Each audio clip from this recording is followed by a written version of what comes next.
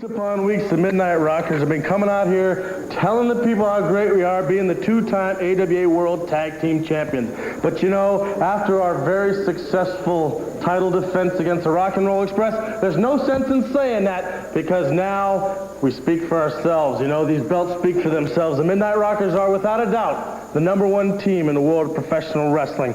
You know, in our first title reign, the Midnight Rockers didn't quite have everything going. We didn't know exactly what we wanted. But in our second one, we've got it all together, and it's nothing but straight ahead for the Midnight Rockers.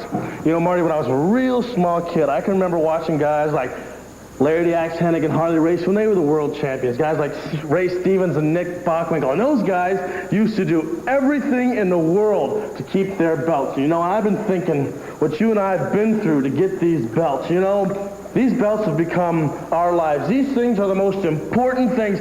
I'd sell my own mother down the river if I could still be the world champions, I guess is what I'm trying to say. You know, my friends, I never liked them anyway. These belts are what are most important to the Midnight Rockers, and it's about time we start proving to everybody just exactly how serious we are. You know, Jeff Jarrett and Billy Travis, they come up all lily white thinking that they can just walk up and get a title shot with the Midnight Rockers. You know, we haven't been in the sport of professional wrestling that long, but in the short time we have been up and down the roads, we've been kicked, we have gone through everything there is to go through. And then you guys come along and you think you deserve a world title match. Well, personally, I don't think you guys deserve the time of day from us. But you know what? Being the kind of guys we are, we're going to give you the match that you're asking for. But we're not just going to wrestle you. We're coming out, we're going to beat you two punks up like you've never been beaten up before. What are you reading? Oh, I'm just reading this article here talking about how good we are, like we say. And this particular expert here couldn't believe how easily we handled the Rock and Roll Express. The big build-up, the Rockers against the Rock and Roll Express, who come out the champions. And it's like you said, it's time to start hurting people. Billy Travis and Jeff Jarrett, really not that bad of kids. Not bad like these guys. When you step into the ring with us, we're not just running our mouth. This is the proof that we're bad, and you got nothing behind you. But I guarantee you, like Sean said, it's time to start hurting people so that these experts understand that we're really bad and we mean what we're talking about. So come anywhere in the arena you step in with the Midnight Rockers. Don't expect a wrestling lesson. Expect a lesson on pain. The situation with Rick Morton and Manny Fernandez kind of came to a head this week, and Lance had a chance to talk to Rick Morton about it. And here is Ricky Morton. Rick, we've got a situation that's developed here that it's very important that we understand what Manny Fernandez's place in this picture is. Now, first, you all had an AWA World Tag Title match with the Midnight Rockers. That's right, Lance. Right here, you know, is Robert and myself are glad to come back to the Mid-South area, especially knowing that we had a shot at the AWA World Tag Team Title match with the Midnight Rockers. Well, during this match right here, when it was over, I was a legal man. I thought that we had won the AWA World Tag Team titles, but then the promoter comes down and says, well, there's going to be a double count out, a little confusion. But there was one thing about it that me and Robert didn't raise too much cane about, because we knew that we had another match that we could get back with the Midnight Rockers. That's true. With the world titles held up. That's right. So that you would both enter the ring with the Midnight Rockers on an equal basis this time. Yes, sir, that's right. When me and Robert was basing on that, we thought, well, we could come back, man, and we can just take these titles right away from them, because we know that we could beat the Midnight Rockers. Okay, well, you had the Midnight Rockers going, as a matter of fact, and then something happened that involved Manny Fernandez, and that's the thing I don't understand. Well, then right back again. We had the Midnight Rockers beat right in the middle of the ring, Lance, and all of a sudden, out of nowhere, here comes Manny Fernandez right down to the ring, and boom, out of the question again, made us lose the match. Okay, let's take a look at the action as it took place between the Midnight Rockers, the Rock and Roll Express, and watch what happens with Manny Fernandez. This tension was striking. Whoa! Drop. Kid calling Shawn Michaels. Another one on Jannetty, and Jannetty flies over to the top rope. And there you go. They're great at this. Getting the referee. What is this? Manny Fernandez. As Morton had Michaels covered, Fernandez comes off the top rope, puts a foot in his back. The referee counts 1, 2, 3. Okay, why would Manny Fernandez do that, Rick? Well, Lance, you know, he can't face the fact that when he was one half of the World Tag Team titles, that he could not beat the Rock and Roll Express. Manny Fernandez, you tried everything in the world that you could do, but you could not get rid of the Rock and Roll Express. But now, you say you're going to do it your way? Let me see it your way, Manny Fernandez. Yeah, brother, you talk about how bad the bull is. Well, I learned a long time ago, brother, if you want to hang around the big dogs, you got to get up off the porch. Because you come on and show me what you got, Manny Fernandez. What I need to get, you going to get rid of us? No way. You're in our backyard now. Boy, you get that? I show you what it's all about, Manny Fernandez, because we are the true World Tag Team Champions, and there's nothing you're going to be able to do about it. So you come on, show me Manny Fernandez.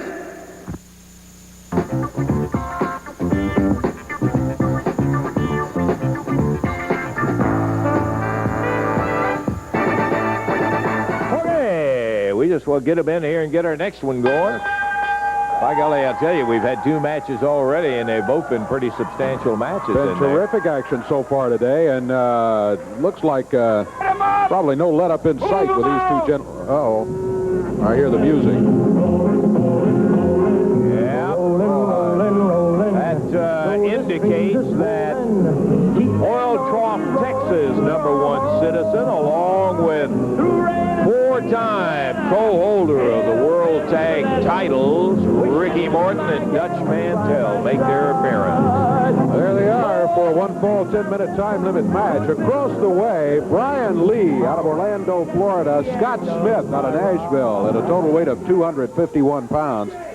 And going against them at a total of 453 out of Oil Trough, Texas, Dutch Mantel, and from Nashville, Tennessee, Ricky Morton. This match 1 fall, 10-minute time limit. Jerry Calhoun falls to the bell. And tell you what, hold on with this one. Brian Lee, we've seen him wrestle many, many times, and of course, everyone's familiar with Dutch Mantel and Ricky Morton. Well, Brian, while he didn't hold it the longest of anybody, he was at one time the CWA heavyweight champion. And so you know he's got to have something going for him. Absolutely. Dutch is finding it out right now. Hey, come on, Dutch, get back in the ring where you're supposed to be. Boy, what an attitude. Well, you got a nasty disposition. That's the only thing I can tell you. I know that will keep you awake all night. Somebody says something like that about you, he couldn't care less. Brian Lee, nice reverse. Boy, and he took it with authority, too. Brian's a big kid. He's got all the physical attributes in the world, Dave. Yeah. Tag on Rick. Very tall, good athlete. Rick Morton coming in.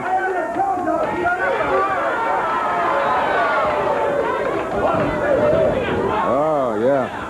And finally, Jerry Calhoun's able to get Dutch back out to the corner, so it's Brian Lee against Ricky Morton. Big shoulder coming down from Brian, and hip toss, beautiful move. Boy, you know, Morton really has disappointed a lot of people, and I think we would be included among them. I don't know what in the world happened to Ricky's attitude. He came in here and he accepted the appointment as a referee in that match with Lawler and Mantel, and then ended up performing subpar, as they can say. Hey, you listen, I'm telling you just exactly what happened, Dutch. Ricky popped Scott Smith, who took the tag in there. Scott nowhere near as large as Brian Lee and not as much experience either. Mantel a foot in the midsection. Morton was involved in Mantel in that, well, I was going to make a flat-out statement of that attempt to steal the unified heavyweight title as Morton counted him out with Lawler's foot on the rope. And he had already pushed it off twice before that. So there wasn't any question of saying I didn't see it. Tag back to Morton. Move to the midsection. Scott Smith having a rough day here. Morton, where he dropped down, he got the... yeah, Mantel, the way the world's champion does it, right. Stay tuned, Dutch. Yeah. Here comes Dutch Mantel back into the action. They have been able to get Scott Smith in there and keep him in there now. They're just hammering on him, trying to keep him away from the tag on Brian Lee. Brian, the more experienced of the team. Big snap suplex from the Dutchman. He drops down with an elbow. Boy, he's rougher than a cob. I'm telling you. Tag Ricky Morton. Morton, I mean, you can't take away one of the great high flyers of professional wrestling and all, but the attitude adjustment, boy, I got to tell you, he takes him over, and Scott Smith is down again. I don't know. There's been a lot of questions. The King, in a conversation I had with him, Dave, raised the question, what happened? How come he and Robert Gibson aren't teaming together? I mean, maybe it was this attitude thing before he ever came by here. Could have been. That's true. Know. Scott Smith out on the floor and takes a solid right from Mantel, while the referee is telling Morton to stay away from Brian Lee. Oh, yeah, you're going to help him back in. I got you, Dutch. Yeah, thanks a lot, right? Yeah. Rick Morton picking Scott Smith up and body slamming him. Not trying for the cover here, just backs him under the ropes, tags Mantel. To the midsection, and Scott Smith lumps back down again. The Dutchman keeping him back. He's got that front chancery on him. Smith and reaching for the tag, but Dutch kept him out of that corner. Drove him away from, oh man, there's that short arm scissors, and boy, let me tell you, he killed him with that one. Absolutely. Tag on Ricky Morton. Morton comes in. He didn't even have to pick him up. He could have covered him right there. But he does a DDT on him, slams him down. 1, 2, 3, and that is it. Well, Scott Smith just not able to compete against Morton and Mantel and unable to get back. They kept him away from tagging Brian Lee. Brian started off the match very, very well against Mantel, and once Scott Smith got in there, they saw what they had, and they just kept him away from the corner, Dave. Exactly. They kept him in there, beat him up 5 minutes, 1 second to time. Dutch Mantel and Ricky Morton get a win. Yeah, they get the win, okay, and I'm sure they're proud of it. Okay, Dutch, fine. We got to take time out with his nickel's worth. So, at least it came out. Boy, this is one time I am glad to see Dutch Mantel and Ricky Morton, because I want to tell them something. Now, wait a minute. You can't tell us nothing. You may ask us something, and we may tell you something. You're not going to tell us nothing, because what you're paid to do is stand here and hold this microphone, which is exactly what you're going to do. I am the new, for the uninformed, I am the world's heavyweight champion. Now, I want to read you something. I'll lay this right here. Now, Dave, don't try to touch it, because I know you're jealous of it. You know, some headlines came out in the paper past week, and the national paper said, Lawler era over, Mantel, that's me, new world champ. That's what it said. And now, Louisville, it says Lawler contemplates suicide over loss to Mantel. And a Charlotte Observer said Mantel, new world champ. Lawler reportedly leaving the country. And Atlanta Constitution says, wrestling world, look out. Mantel, new world's heavyweight champion. We're also going to have a National Enquirer and People magazine going to do a feature on us. But you know, it's funny how things, no, don't tell us, no, we don't want to hear it. You know, a lot of things are going on. See, I beat Jerry Lawler for the world's belt. And then Ricky Morton, he beat Jerry Lawler, and it looks like the Big King, hey, the paper was right, the era is over, the new era is here, and it's my era. Now they want some kind of a match, and we're calling it the San Quentin Showdown. You see these handcuffs right here? I see him. Lawler's going to bring that bogus, low-life, egg-sucking dog, Wendell Cooley, in the ring, and they're going to take 3 handcuffs. There's 4 guys in a match going to take 3 handcuffs in there, and they're going to put a handcuff on each rope all around the ring. And what we're going to do, we're going to handcuff Wendell Cooley first, and we're going to leave the best for last. We're going to leave the big dethroned king. We're going to whoop him like the low-life dog that he is, and then we're going to handcuff him, and that means we win the match, plus after we get our hands raised, we get 2 minutes on them while they're handcuffed. Now, Ricky, you like that idea? I sure do, Dutch. You know, Jerry Lawler come here telling all the world, baby, in his backyard, that he is the king, that he can't be beat. What we proved to you, Jerry Lawler, last week, when Dutch Mantel, myself, beat you and Wendell Coolidge. We showed you what it was all about. Well, this week, brother, it's going to be your time to see what you can do with us. But you see, when it comes right down to nitty-grit, Dutch Mantel, Rick Morton don't take no ooh. Yeah, well, you guys just better stand here and listen because I got something to tell you that you're going to be interested in. I'm telling you now, don't go running off. I got something to tell you in here that's very important and involves all going, hey, what can you do?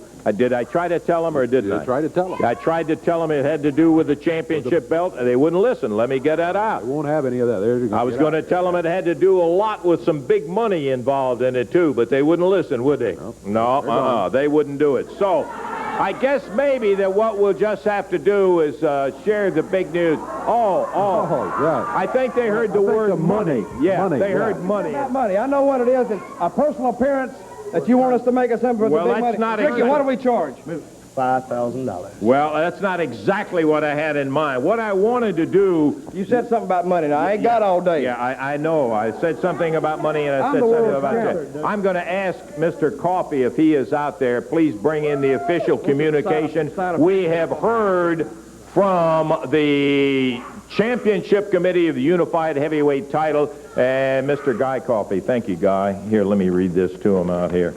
Okay. What has he got? He is the representative of the CWA with Big deal. Hey, big deal. Will you just say, all right, I'm going to tell you what it has to say to CWA officials. This letter is to inform you that the World Championship Committee has reviewed the tape of the title match between Jerry Lawler and Dutch Mantel, in which Ricky Morton was the special referee. After careful consideration, the Championship Committee has ruled that Dutch Mantel's victory be overturned and nullified. Wait a minute, that's not all. Wait a minute. And that the championship revert back to Jerry Lawler immediately. Hey, wait a minute. Dutch Mantel is instructed to relinquish the world belt to the representative on hand, and furthermore, for his part in what was an obvious collusion, Ricky Morton has been fined $5,000. Hey, that's what it is. It has it right there. You heard what it says. It comes from the Championship Committee. Guy, that's the official communication. I ain't giving it to nobody. Give him the belt. You heard what it said. Right here, you read this right here. It said, you will turn over the belt to me right now. Right You there. read that right there? That's what it says right there. Instructed to relinquish it immediately. It's right there, read it. Can't you Let me see it? show you something here. Hey, come on, Dutch. Now, don't start that stuff. Hey, Dutch, will you quit? Come on, Dutch. Now, quit that stuff. You're breaking a guy's glasses up like that. Hey, that's ridiculous. Coming in here. Come on, Dutch. You guys, I'm telling you, these artists been fined $5,000.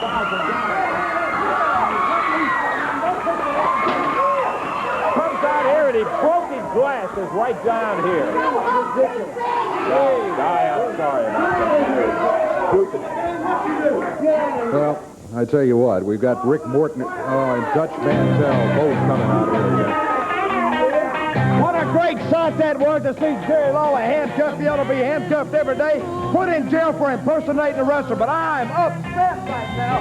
I want that Jeff there in this ring, and he's going to get in here in a few minutes, and I'm going to whoop him like he licked a gold cookie. Right, Ricky? You got that right. You know, he comes out here and slap but Dutch Mantel. Jeff Jarrett, won't you come out here and slap me? Or are you afraid you might break your hand, brother? But what it's all about, Dave Brown, is you've seen what Dutch Mantel and Rick Morton done to Jerry Lawler and Wendell Cooley. And by the way, where is Wendell Cooley? He talking about how he done everything in the world. That's right. Dutch Mantel beat him very square in the ring, brother, and put him out.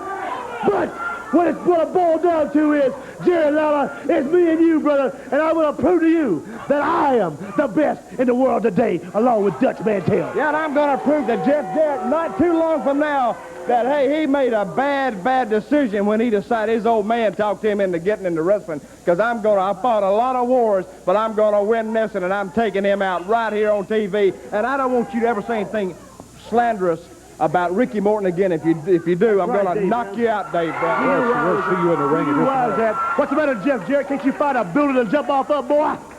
Rick, we got a match coming up here. We'll see you in action right now against Brian Lee. A bad little kid moved into my neighborhood. This match is going to be a one-fall, 10-minute time limit match. Hey, and the King is out here by ringside. Referee says get the match started. Rick Morton out of Nashville, Tennessee, going against Brian Lee from Orlando, Florida. One fall, 10-minute time limit. The unified world champion right here at the table joining us. King, pick up the mic and... Dave, I just wanted, I just wanted to come out here. I stepped back there. I listened to Ricky Morton run his mouth. And what I just can't help but when I see this kid out here talking like this, I can't help but think back to the day, and it was right in the Mid-South Coliseum in Memphis, Tennessee, that Ricky Morton was wrestling as a single wrestler. Robert Gibson was wrestling as a single wrestler. The Fabulous Ones were the hottest tag team in the country. And I looked at those guys, and they asked me, Ricky Morton himself is the one that asked me. They said, King, you've been around a while. Is there anything at all that we could do to compete with the Fabulous Ones or to get some of that kind of attention? And I said, Ricky, it's simple. I said that he had just a little pair of short tights, a little boots. And I said, look, let's just face the fact. Today, with the element of show business that we have in wrestling, that the people want to see somebody very glamorous type of wrestlers, I just told him flat out, I said, you guys need some sort of a gimmick, something to make you a little more flamboyant, something to capture the people's imagination. And I said, let me think on it a while. I went that night, I was looking through some magazines. I picked up like a rock and roll magazine, 16 magazine, something like that. There were pictures in there. I remember Eddie Van Halen, David Lee Roth. Here these guys had the bandanas on them, the cut-up T-shirts, the long blonde hair like Ricky. I went out personally. I got a bunch of bandanas. I got some colorful tights and stuff like that. I brought them to him the following week, and I said, Ricky, here's my idea. You guys put these tights on, wrestle as a team, call yourself the Rock and Roll Express. And Ricky Moore said, I can't go out there with that kind of stuff on. I can't wear that. Robert, the same way, but they did.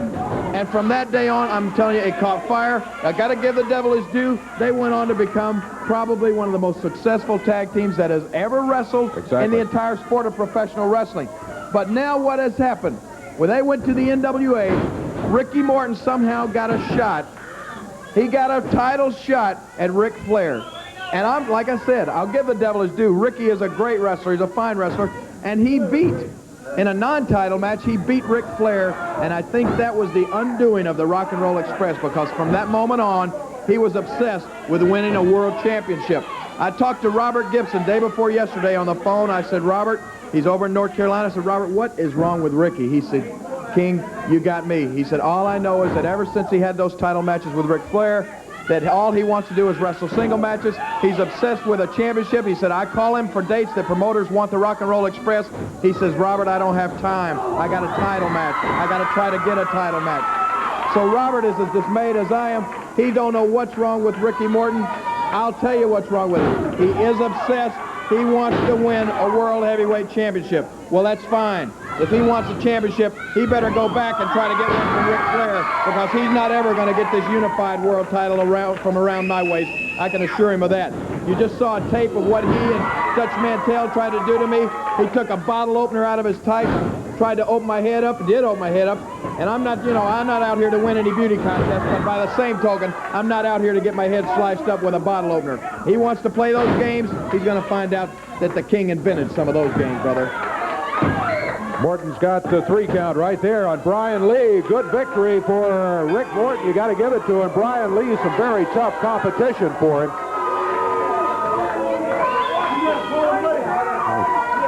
See what they're saying, huh? We'll see about it. We'll take care of it. We'll see. We'll see about it. Rick has... Come on, Rick, you won the match. Take it on out of here now. Want none of me, Ricky Morton. You want a lot of me? Well, you're going to get more than you want, brother. Like I said, when you and Dutch Mantel are together, you're real tough. But one-on-one, we're going to see just how tough you are, punk, and you're not going to be tough enough. All right. Well, that match is yet to come with the King and Ricky Morton. We've got an action-packed championship wrestling for you all day long. Keith Eric stepping up into the ring right now. Keith Eric has given some people some very tough battles, including the King. The King with that unified world belt around his waist. He hands it out of the ring. This is a non-title match. Jerry has wrestled this guy before. He heard him coming. One of Eric's favorite tricks is to try to jump you from behind before the bell sounds. Lawler heard him coming across the ring, and he jumped out of his way. Rick Morton is out here. Wait a minute, Dave. Let me tell you something. You know, my good friend Dutch Mantel was back in the back listening to the show a while ago. He told me about some of the things that Jerry Lawler said when he walked out here. Well, I'm going to set the record straight to tell the world what a liar Jerry Lawler is. He says he's the one that started the Rock and Roll Express. But let me tell all these people here out here something. Rick Morton started the Rock and Roll Express. It wasn't Robert Gibson. It wasn't Jerry Lawler. You know, when you get on a roll and you make yourself a great name for yourself, everybody wants to jump on a bandwagon. Everybody wants to take credit for it. Well, Jerry Lawler, you're a liar just like all the rest of these people around here. You didn't do nothing for the Rock and Roll Express except put us behind, make us play second fiddle to everybody around here. But I went out on my own. He said about Robert Gibson. Said that he's got title shots. He don't want to call me up for dates saying I'm not making them. Well, that's not true, Jerry Lawler. Some of the shows I didn't make because, brother, it gets hard carrying somebody on your coattail around all your life, trying to get where you are today. I done it the hard way. Nobody gave me nothing. And Jerry Lawler, you're going to find that out, brother. You come out here telling the world how great and how tough you are, but he ain't nothing to me, Jerry. Hey, Brown. Now, Rick, Jerry told us just a totally different story about the whole thing. Like I told you, he's a liar. He didn't take full credit for the thing. He just said it was his idea. And the only reason he related the story is because of the way you've been acting lately. What? Yeah. Oh, there you go. No, Look at he's getting lucky right there. It wasn't his idea. He's a liar.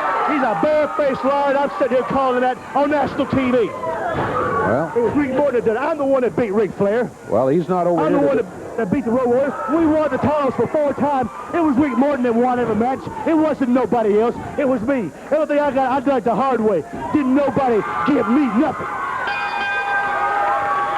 Lawler gets the win. 2 minutes, 2 seconds the time as he defeats Keith Eric here. As Rick Morton. Hey, Lawler, you still lying to the whole world? Look, you right here lying. What are you talking about lying? You said that you're the one that started the Rock and Roll Express. You didn't have nothing to do with it, brother. It was my idea, not Robert Gibson. Nobody, mine.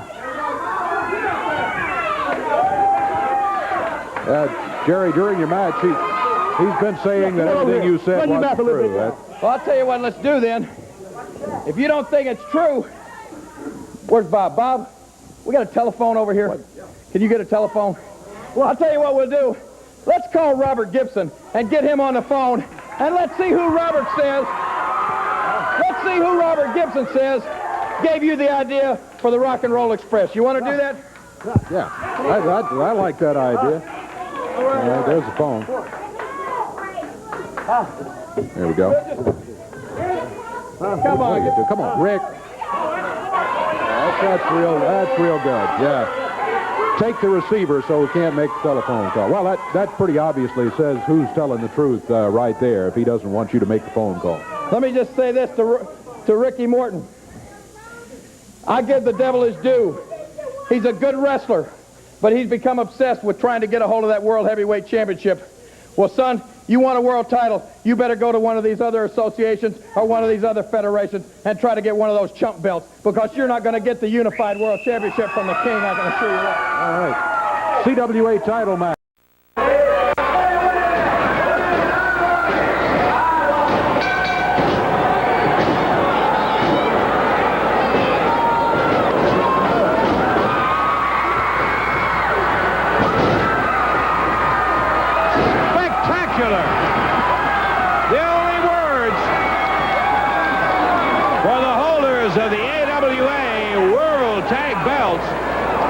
The Midnight Rockers, Shawn Michaels and Marty Jannetty.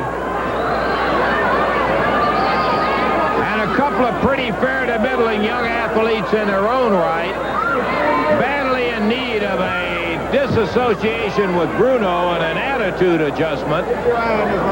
Paul Diamond and Pat Tanaka. They're challenging for the world belt.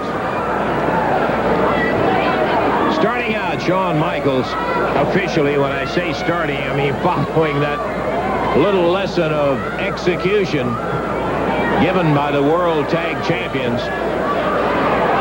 Superior crowd on hand. for this world title match in the Mid-South Coliseum in Memphis, Tennessee.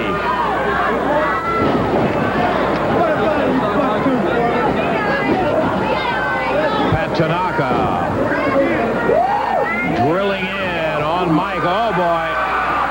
Michaels ducks and Tanaka nails his own partner. Pat in.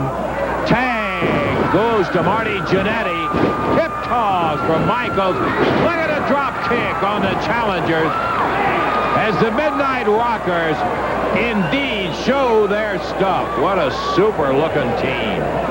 Boy, do they flat get it on. First couple of minutes of this world title match, the Rockers should have established. Oh, look. Shawn Michael grabbed a hold of downtown Bruno, but Paul Diamond steps in between. Bruno finds safety in the ring, but only momentarily. Look at this. Whoa. And Bruno hopping around like a flea on a hot griddle. As Diamond climbs back up to the ring apron, the Midnight Rockers turn their attention back to their opposition. What do you call that, Lance Russell? I don't like that. Ain't gonna happen no more.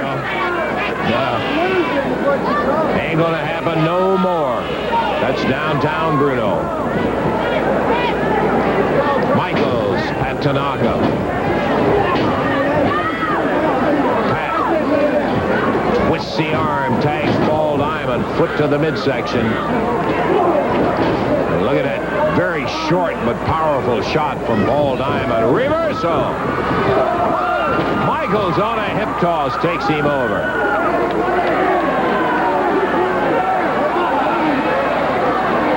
Tight armbar held by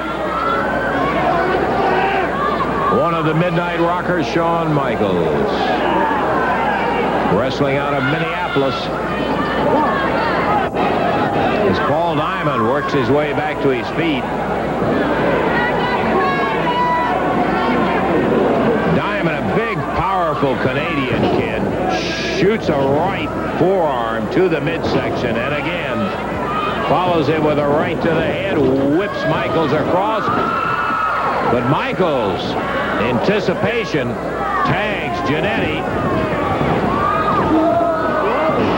Take him over and down, double elbows, and they're right back up on their feet to get Tanaka. Jannetty takes over.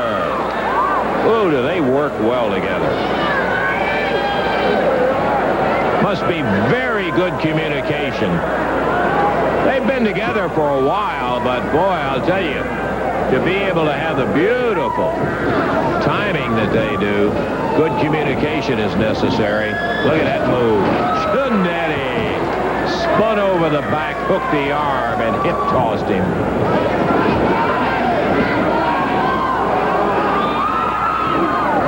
Double chop puts Diamond down. One. Nope.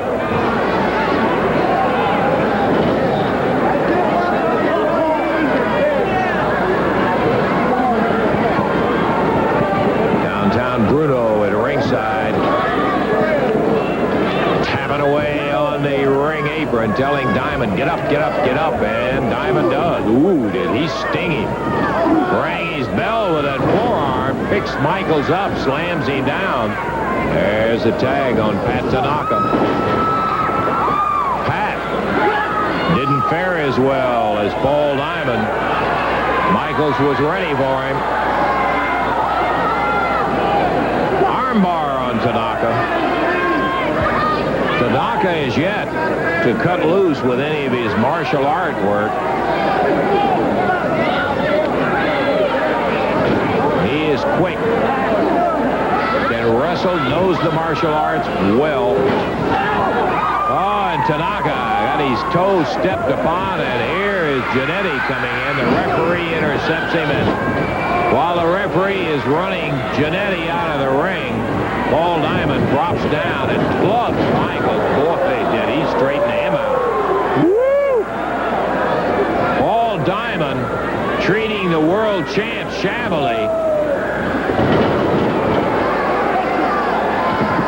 Puts a DDT to him. There's a cover.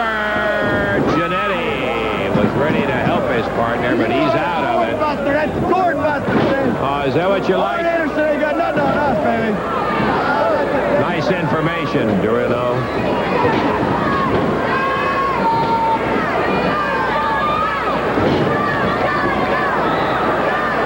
And with a solid poke, Tanaka puts Michaels down on the concrete.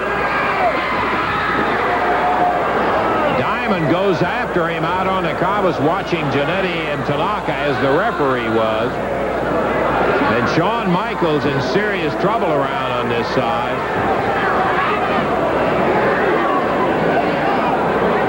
Diamond again down off the steps, tossing Michaels back underneath the bottom rope. 7 minutes in, 53 minutes to go.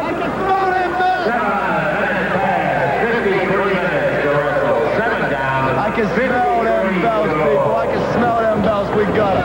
It's like Mama says, it bees that way sometimes.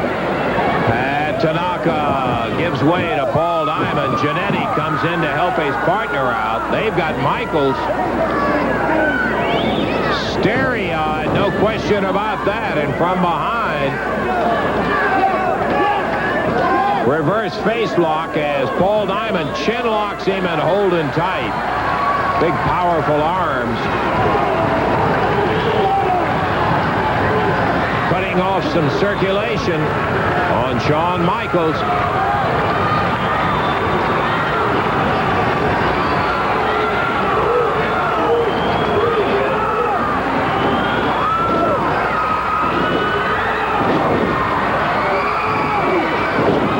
Michaels with a shoulder gets Diamond off his feet, but not for long. Boy, he stiffed him with that knee. Good night. Diamond looking very, very vicious tonight. Tanaka picks it up. Backs Michaels into the ropes.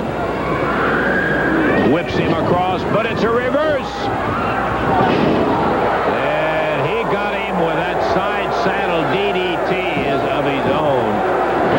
Diamond tells him to cover, and as he did, Jannetty comes in and gets Tanaka off. What a nice move by Tanaka. Man, a couple of very quick teams, Tanaka and Diamond and the Midnight Rockers.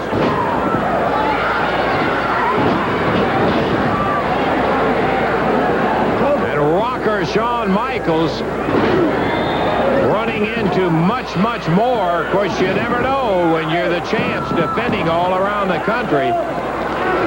But I don't know that they anticipated this from the primetime team of Paul Diamond and Pat Tanaka. Once again, Diamond chin locks him from behind.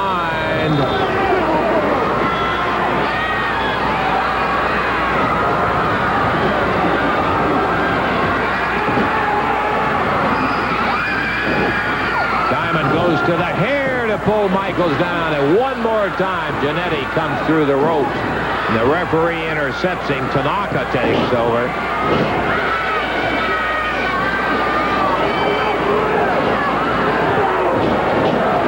Back kick. A jab, and Michaels sags to the bottom ropes. And a headbutt from Pat Tanaka. Cover. 1, 2. Oh, he just got the right arm up. Just got the right arm up. Diamond takes over. Jannetty having a fit, trying to give encouragement to his partner. And there's a tag on Tanaka, and Shawn Michaels is still stunned and half out of it.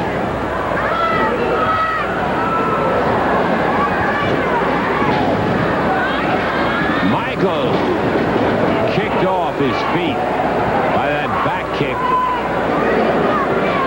Pat Tanaka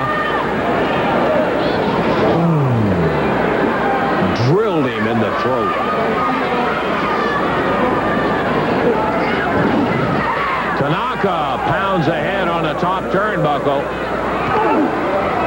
with a chop. Michaels has absorbed considerable amount of punishment, had the presence for a nice reversal and a clothesline on Tanaka. Sean up to his knees. Marty Jannetty saying, come on, come on, come on. Makes the tag. Here comes Jannetty.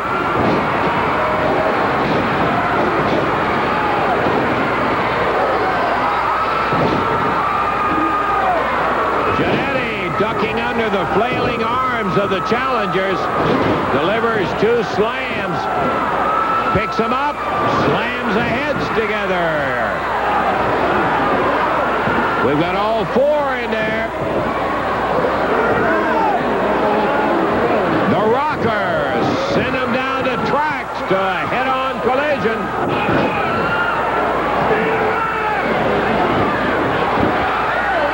Paul Diamond pulls down the top rope, and that's going to be a disqualification win.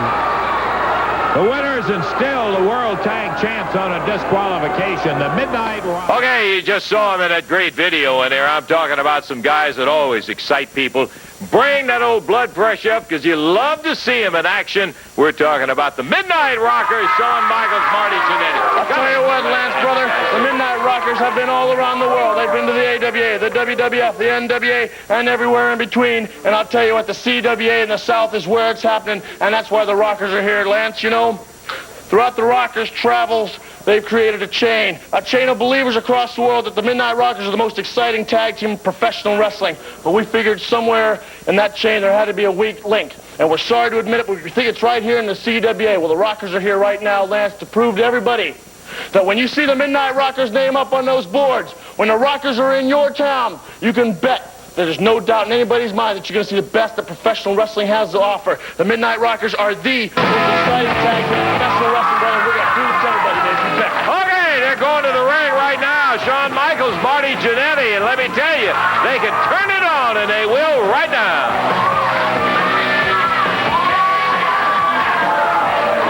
Midnight Rockers in the ring. Their opponents stepping up on the apron right now. Out of parts unknown, they are the Assassins. Total weight 462 pounds. Midnight Rockers, a total weight of 464. Out of Columbus, Georgia, Marty Jannetty. And out of San Antonio, Texas, Shawn Michaels. Looking forward to seeing the Rockers in action here today. Going against a sizable tag team in the Assassins. Shawn Michaels under the headlock. He's made a tag. Oh, you're looking for teamwork. I think you're going to see some of the finest tag teamwork that you'll ever see as you watch these 2 guys in action right here. Well, I got to tell you, Dave, these guys are very exciting. They are high flyers and move it all over that ring, and I'll guarantee you one thing. They will get in there with anybody, anywhere, anytime, and will give it all. Look at that. Oh, yeah. I mean, they have that knack and that feel for it. Oh. Michaels and Jannetty, the Midnight Rockers. Oh, the Assassin raked his fingers across. Probably got him in the eyes. He got him all across the face there. Shawn Michaels. Boot to the midsection by the other Assassin after the tag. Shawn Michaels, he got a boot on too. He used a knee lift in the midsection. Wow. And look at that Michaels come back. Crotches him, scoops him up, back breaks him over that knee, dumps him down on the canvas. First time that we have had the opportunity to have him live right here on Championship Wrestling, and Marty Jannetty takes over. There's a tag right back. Oh, look at that beautiful leg scissors drop with a big elbow. Roll over. Michaels makes the cover, too. Did he get him? No, didn't get him. I thought he had him there. What beautiful teamwork. I'm impressed from the videos that we have seen on the Midnight Rockers. We knew that was the situation, but boy, they look good together in there, don't they? Really. Tag team capital of the world as the assassin goes up to the ropes, drops down with the knee, and Michael puts him off. Referee Jerry Calhoun gets a count of 2. Look at him. Where'd he go? There he is. Michael whips him across the ring into the turnbuckle. Backdrop as he comes out. Tags his partner, Marty Jannetty. He's got them both right now as they were going to make the exchange on the tag. Cracks those heads together. And as Marty is in one corner, Michael is in the other. They slam them together. And the Rockers dominating the action here against this particular assassin team. Can you believe? Off that rope, over 1, 2, 3. Spectacular! Oh, 3 minutes, 3 seconds the time. How you doing, Marty? Congratulations, guys. We were just talking about the unfortunate thing that happened to Lawler and Dundee, but from your standpoint, brand new AWA Southern Tag Champ. That's right, Lance. Let the good times roll. All is not bad in the CWA because the Rockers came here 1 week ago and they told the people of the CWA that we were going to give them something to believe in, and that's the Midnight Rockers. And the first title match we had, we became the Southern Tag Team Champions. I'll tell you what, the RPMs are not a team that are just going to lay down. We know they're going to be coming back, and they're going to be coming back fighting. But you know, RPMs, one advantage of being the champion is that you got the choice of what matches come.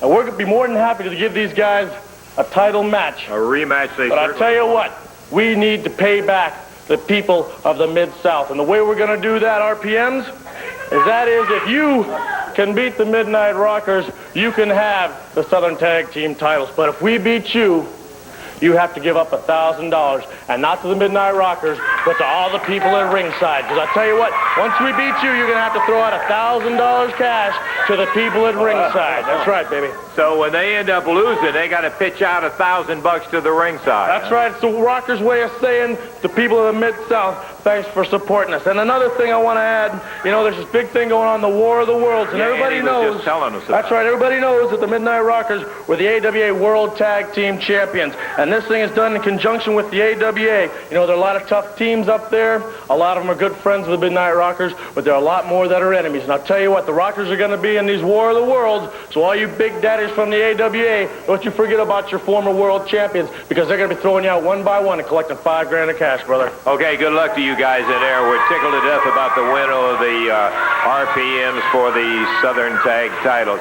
We're ready to see some action up in the ring, and let's get to it right now, as we've got lots of action with the new Southern Tag Champs in a non-title match going at it right now. They're up in the ring, and their opponents stepping up there, too. Their opponents both out of Memphis, Tennessee. Total weight 449 pounds, Keith Robertson and Keith Ericson. Going against them at a total weight of 462 pounds, out of Columbus, Georgia, Marty Jannetty. Out of San Antonio, Texas, Shawn Michaels. They are the Midnight Rockers. They hold the AWA Southern Tag Team Championship belt. Jerry Calhoun, the referee, says, let's go. Boy, these guys are exciting to watch, Dave, you know. Well, we talk about exciting teams, and we've had a lot of them and still have a lot of them around. But these guys, they were great teamwork. Last time we had them on Championship Wrestling, which was a week or so ago. Boy, were they impressive. Look at the moves right there. Shawn Michaels, good balance. He sets, he waits, he takes Keith Eric down to the mat.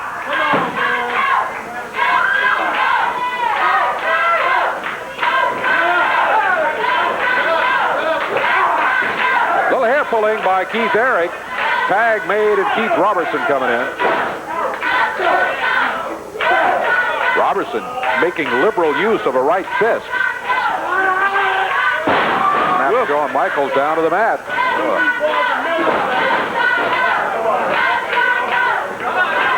Robinson and Keith Eric trying to, oh, look at here.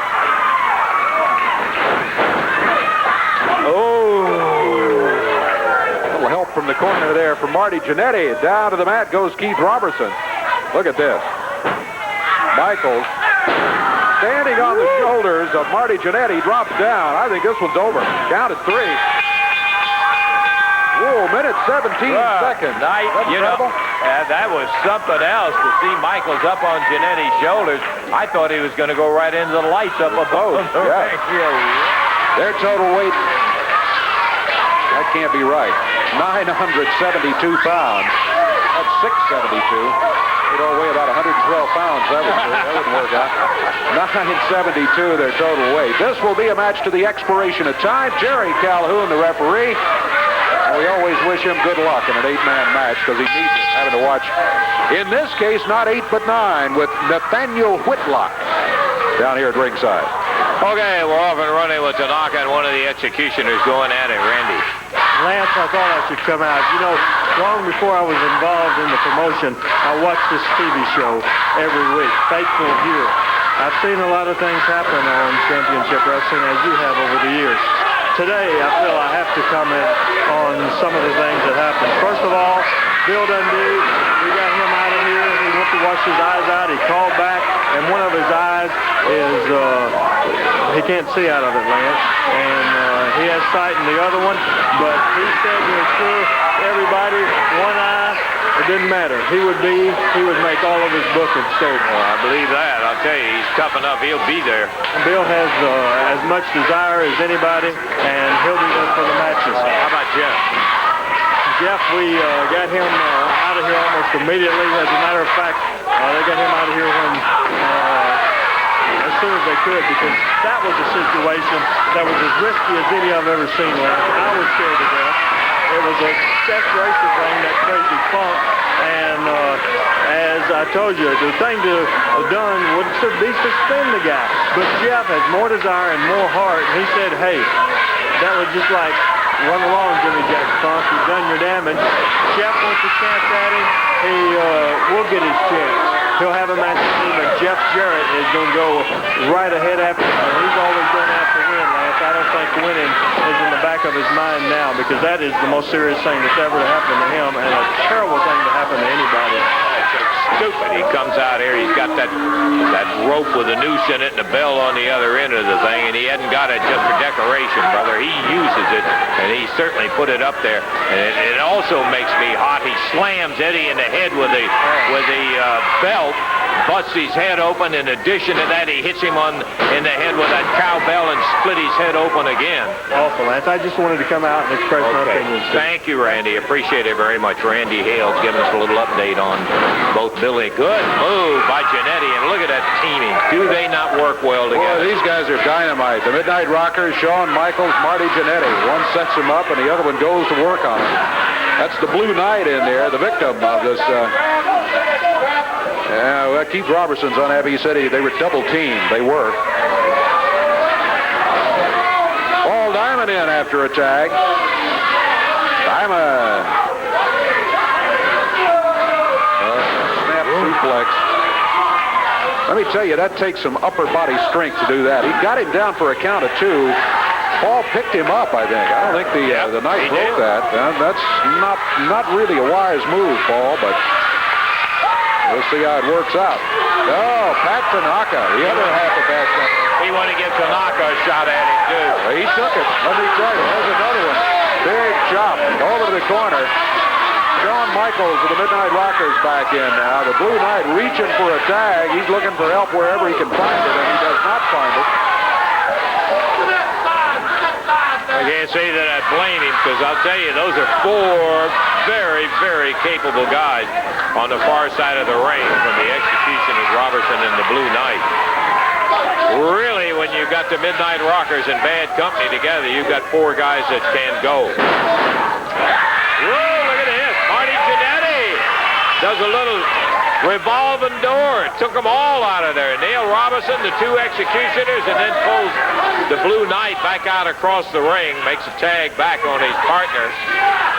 Shawn Michaels climbing up the rope and dropping down with the elbow on the arm. I think Marty Jannetty went after him in this corner as if to say, just in case you were thinking about anything. Huh? Yeah. Shawn Michaels with an arm bar on the Blue Knight. Knight trying to fight him off. He used a right hand. Shawn Michaels has him down to the mat. He got a 2 count.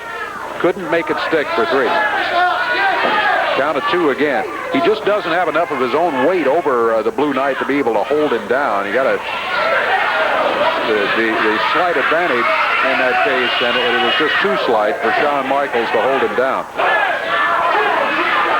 Look out, Robertson, executioners all working on Shawn Michaels over in the corner. The referee trying to get him out of there. He does. Shawn Michaels helps himself out of there. And Keith Robertson hanging back a little bit.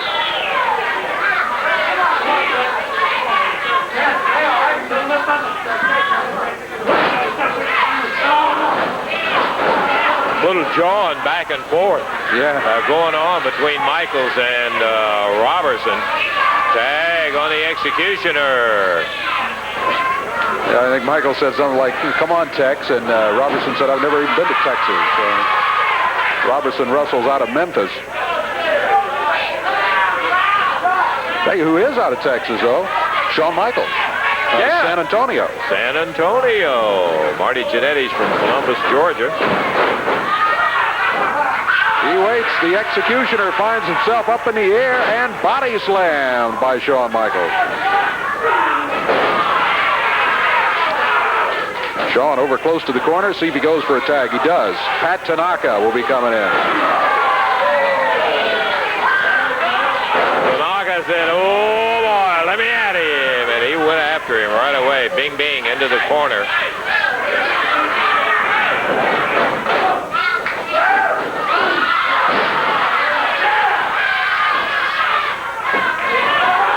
Tanaka ran right into the turnbuckles and bounced out of there. Executioner, he ducks under, and Tanaka comes back with a chop. Executioner thought he had him set up for a pin. Tanaka snaps him down.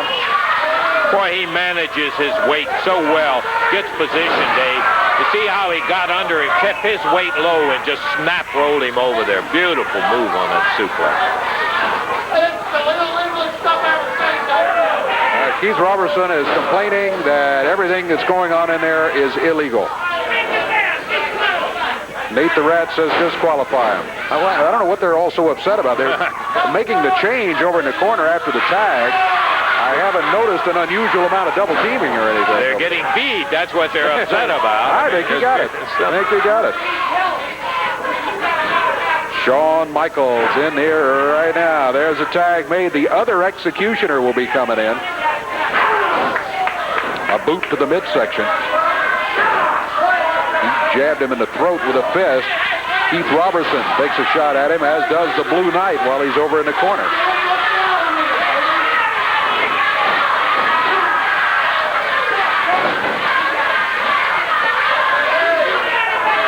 Executioner reversed. Michaels put him into the turnbuckles. Whoa! He bounced him up high and off the mat.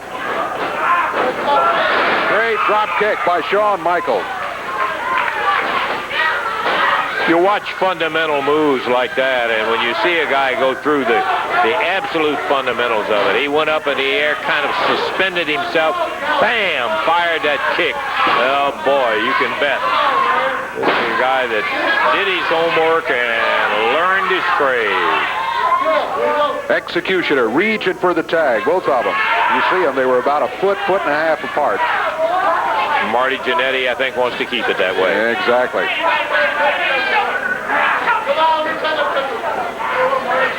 Jannetty back on the rope, fired across. Oh, he set himself. Great reversal by Jannetty. Wow. Tell you what, Jannetty and Michael, most impressive, not only with the moves we see out of them, but their balance, their thinking, they're smart. You can win a lot of wrestling matches that way. And they have the other ingredient, too. They work so well together as a team. Now, we don't just give lip service to that, but it is a fact. They do think, and they work together and be sure they use the best potential that they have in there. Former World Tag Champions, Michaels and Jannetty. Oh, here comes Jannetty. slipped the ring. Oh, boy, they got caught from behind by the Executioner as he was coming back into the ring after chasing Nate the Rat. Nate distracted him outside, went flipping around the edge, and as Marty came back in the ring, he was dropped on the Executioner, reverse neck breaker. But Keith Robertson makes a 1-2, and that's all. That's the first count, though, that I think they've had on any of the opposing teams. There's a tag. That is the closest they had been. Both the Rockers in there now with the Blue Knight. Oh, look at that. That is 1, 2,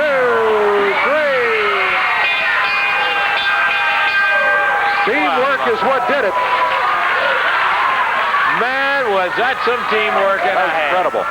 That was, in fact, incredible. At a total weight of 442 pounds out of parts unknown with Nate the Rat in their corner.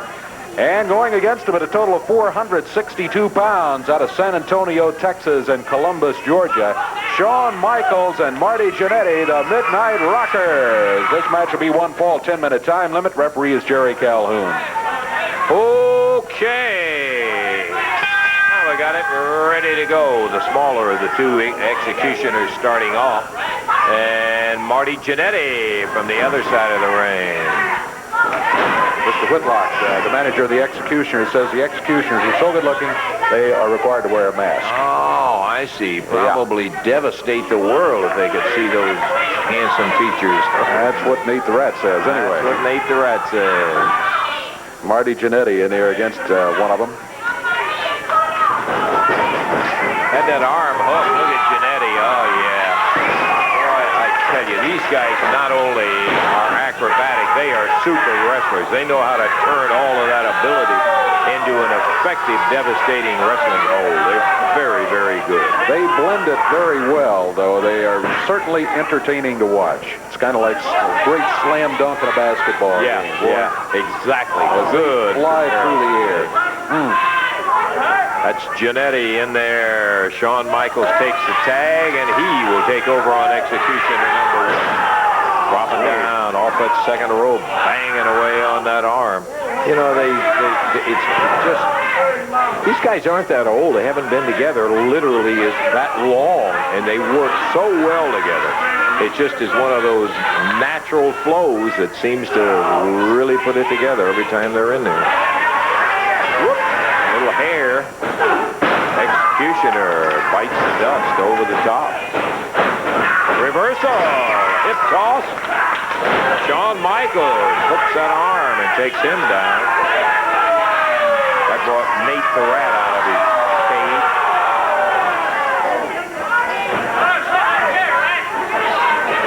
Tag, and in comes the larger of the two Executioners. Tags in there and goes right after Shawn Michaels' mistake. He stood there and thought about that and still made the mistake. Went right at Shawn Michaels, and Michaels just flipped him right over. Michaels to the corner in the tag. Marty Jannetty will be coming in. Jannetty drops down and slips into a bar. Executioner back up to his feet, and another tag, this time to Michaels. Shawn slides out. Whoa! What do you think? After Nate the Rat, Mr. Whitlock narrowly escapes the confrontation. We've seen a few faster managers in our time, Dave. Gotta be honest about it. Yeah. Look at this. Oh! Can you believe it? What a sensational suplex after the tag. Wow, and a press. You know, we talked about flying press. That one, a whole new definition there. Good grief. Jannetty and Michaels with an incredible move to get a victory in 2:55. Oh, I hope we got that on tape so we can see it again at some time. We are delighted to say the Rockers have got the Southern Tag. What a spectacular win. Have you got it? Let's take, yeah, if we can, let's take a look at it right now. We want to show everybody again that final move that you used on the executioners. Let's take a look at it. Boy, what a spectacle. Oh, okay, we'll wait. Haven't got it cued yet. All right, we'll get it in a little bit. Before you guys, while you get your breath here, I'd like for you to take a listen to an interview with Mark Goulene. He is the manager and whatever else of Tijo Khan and this Yo Mamba. So let's take a look at it and see what Mark had to say. I'm Mark Goulene of the House of Goulene, and I am aware that there were many skeptics among you, those of you who did not believe when I described the awesome powers of the mighty Tijo Khan. Many of you have witnessed the total devastation of anyone who has opposed him in the ring. And now, ladies and gentlemen of the wrestling world, I bring you the mighty Tijo Khan the Great. Look at him! What an animal! He's able to run the 40-yard dash in 3.5 seconds. And you think your football players are fast and tough. Ha! He will pick his teeth with their bones. The mighty Tijo Khan. And what an animal. But ladies and gentlemen, I have a surprise coming for you. You must remember Kamala. Well, I have found a man who will make Kamala pale. This man is totally awesome. I found him on one of my trips to the darkest portions of Africa. I will tell you more about him later, but you will see him in the coming week. Yo Mamba, the jungle savage. Well, those guys are in store for you, Marty. Let me just say this. You know, the Midnight Rockers are getting ready to make their 4th World Tour of 1987. 4th one. That's 2 more than any other tag team in the history of wrestling. And I tell you what, that doesn't sound like much, but you think night after night, different country, best tag team there is. We're going to need somebody tough like Tijo Khan and your mama. Well, I'll tell you what, Lance. You know, in the world of professional wrestling, you don't get things given to you. If you want something, you go out and you get it. The Midnight Rockers, from day one as being a tag team, decided that they weren't going to be anybody's best friend. They weren't going to suck up to anybody. They were going to live life the way they want to live it. They're going to live it on the edge, and they're going to do what they want. And they're going to become the best tag team in the world, whether anybody likes it or not. And we ask people to do one thing or the other. You can get behind the Midnight Rockers and believe in the same things that they believe in. So I'll tell you what, in this world today, when any man, woman, or child walking the face of the earth can have their life taken from them just like that, it doesn't pay to sit around and wait for things to come to you, because life ain't that long, and Midnight Rockers know that. And that's why when they want something, they go out and they get it. And I'm sorry if people don't like the Midnight Rockers for that, but there are people here that stand behind the Midnight Rockers each and every day and understand why we're the way we are. Why one day we wake up in a bad mood and they understand. Why one day we wake up in a good mood and we have a good time. Woo! Till the night is on. I'll tell you what, the Midnight Rockers, it's real simple to understand this. And if you're confused, let me explain it to you. Life is just too damn short to sit around, and the Midnight Rockers live life to the fullest. They live each day like it's their last. And whether anybody likes it or not, I love these people to death, but if they don't like me, that is fine with me, because I'll tell you what, this man and this man right here are going to be the best tag team in the world, whether anybody out there likes it or not. Okay, Shawn Michaels, Marty Jannetty, a different kind, and brother, they're a good one. We'll take time out and be back in a moment. Man, I'll tell you, you guys had a chance to go against the Midnight Rockers in a challenge, and I have said it was a super match. I think you surprised them. They didn't think you're going to be that tough. Yeah, I think we did too. Friendship goes a long way. You know, for 3 years, we fought together in bars, we partied together, right? But now, after this happened, me and Sag look back. They've been taking advantage of us for a long time. They've been riding with us. They sleep while we drive. We paid for the drinks, all kinds of stuff. They've been taking advantage of us long before that match, and it finally hit us, after that match. Let me interrupt you just a second, Brian. I've been told, Jerry, that we got a weigh-in back here. We're weighing in, as you guys know, on the dollar per pound.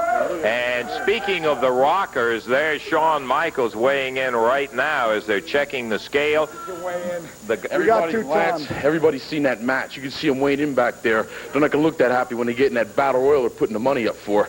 They push, and they push till there's no end. Finally, it came to a conclusion, that match you just seen.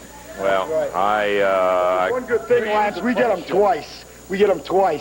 Not only do we get them in a match, and we're going to beat them in that match, but we get them in the battle royal. More punishment, baby. So you guys... You don't double-cross the Nasty Boys.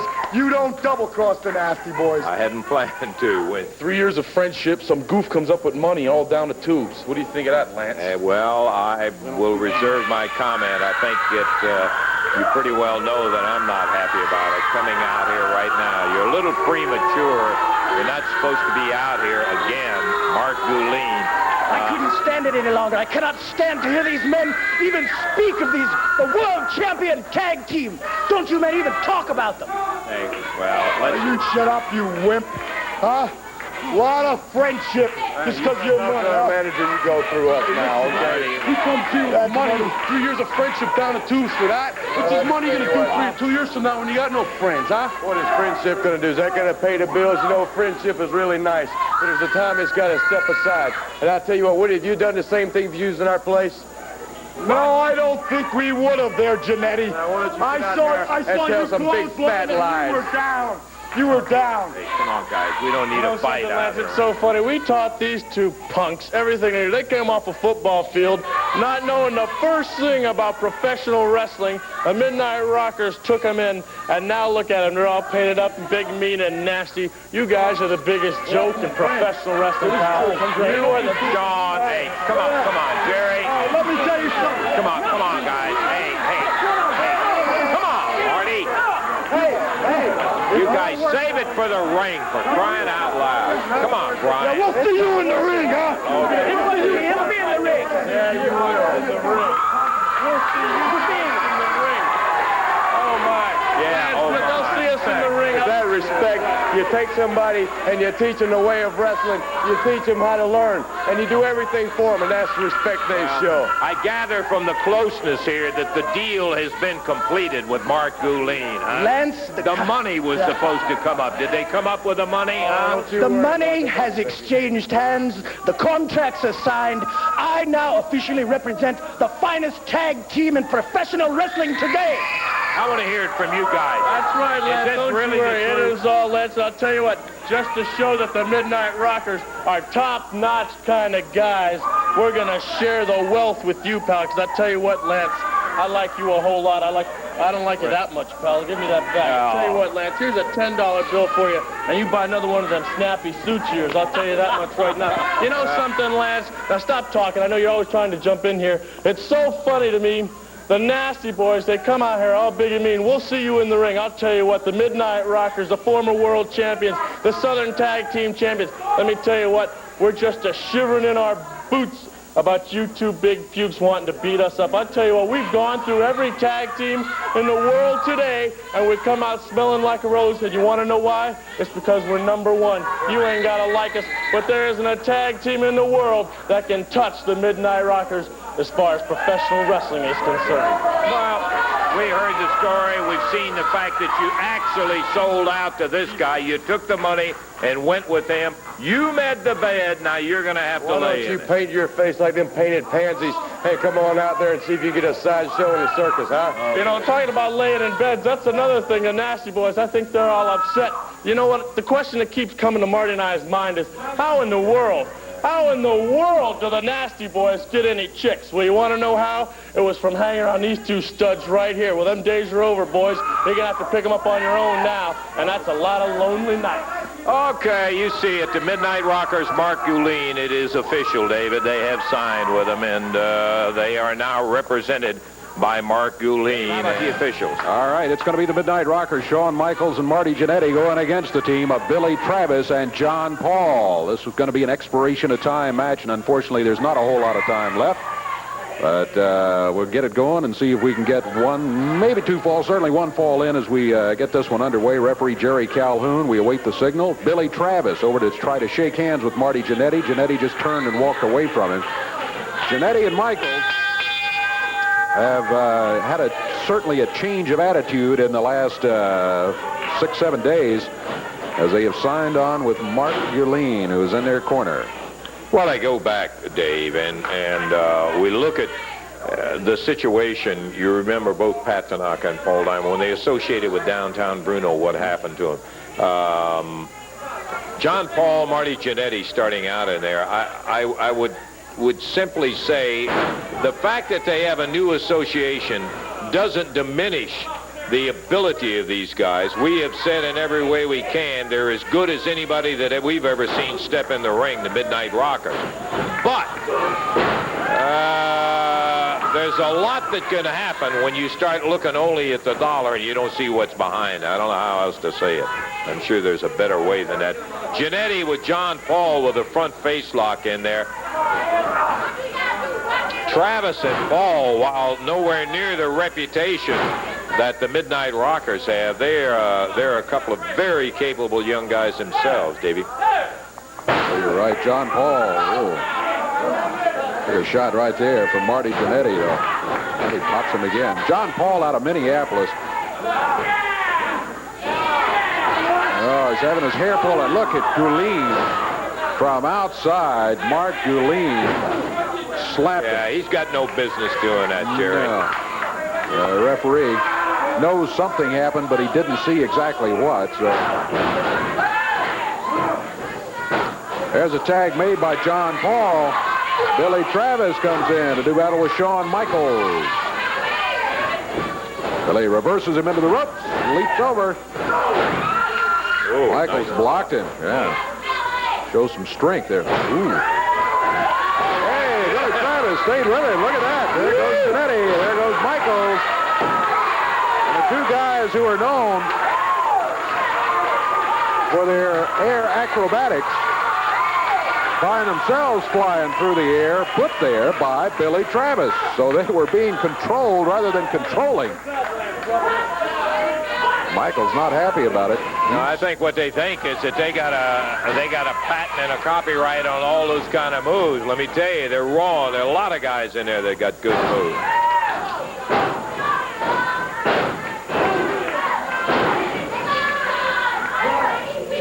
Shawn Michaels making the tag on his partner, Marty Jannetty. John Paul sent him to the ropes. They double up on him with a boot as he comes off of there. Snap him down. Leave him laying on the mat. There's a cover by Jannetty. The referee's over talking to Billy Travis. He's got a count of 2 and 3. This fall is history. 2 minutes, 57 seconds.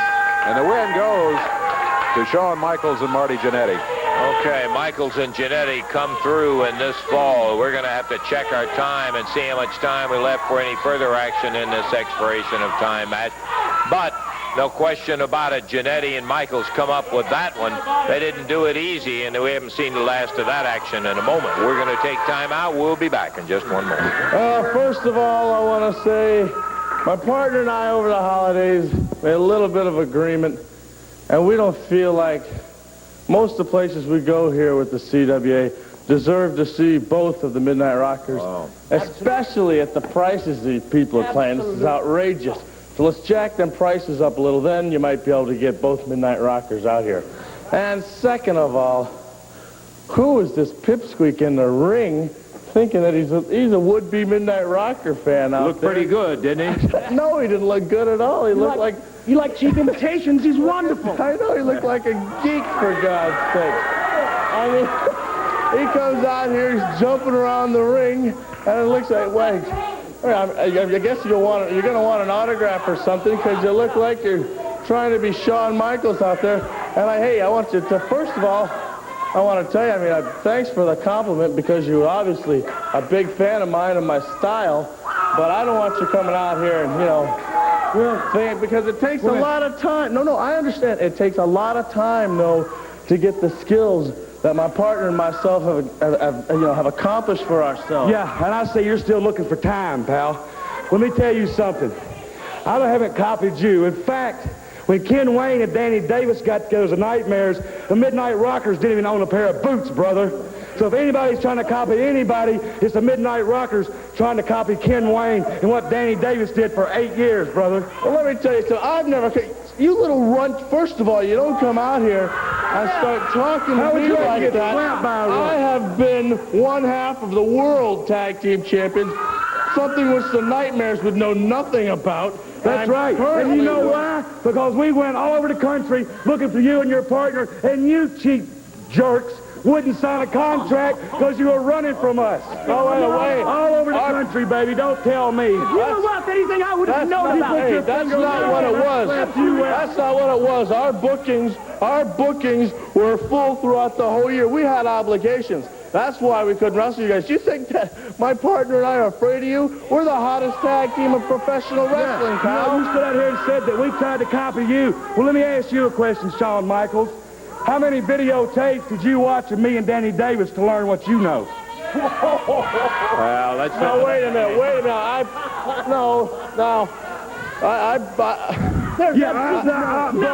Shut up, quiet. Shut up. No, you not wrestle. You didn't go to school to learn how to... No, wait. I remember briefly that there were some matches that the Nightmares were in that we saw, but they had no bearing. No, you were conveniently ill that night. You couldn't be there, you chicken. That's not it at all, Lance Russell. You know very well that let me tell you something. What are you going to be when you grow up? That's what I want to know, pal. You come out here and talk to me like that. I'm going to be the one that champion, buddy. Your butt. I'm a champion. I'm 6'1", 230 pounds. That's 6'1". Ooh, you haven't we got to take a break here, fellas. A day in your life. The largest midget wrestler in the world. I come out here sky low. You'll get your chance.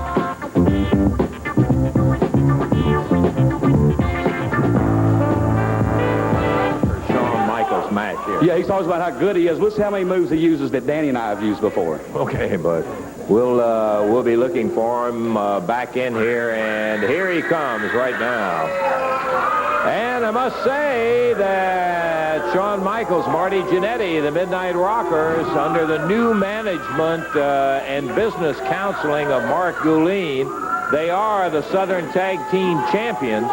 So there's no question about it. Okay, Davey, how about an introduction now? All right, introducing from Arkansas at 193 pounds, David Wilson, and going against him from San Antonio, Texas at 234 pounds, Shawn Michaels, half the Midnight Rockers team. Referee Jerry Calhoun. Okay, and they tie it up, Wilson and Shawn Michaels. Over on the rope, nice clean break, and... Got to give him credit there, don't you? Yeah, he was giving himself credit, so why not everybody else? If he won't, he figured he would. Yeah, he comes away from the ropes, clapping for himself for a clean break. They kind of let the money of Mark Goulene get into their eyes and is giving them... Good elbow. Oh, boy. You know, I've never taken nothing away from the Rockers in their wrestling abilities, or else they wouldn't have been world champions for quite a while.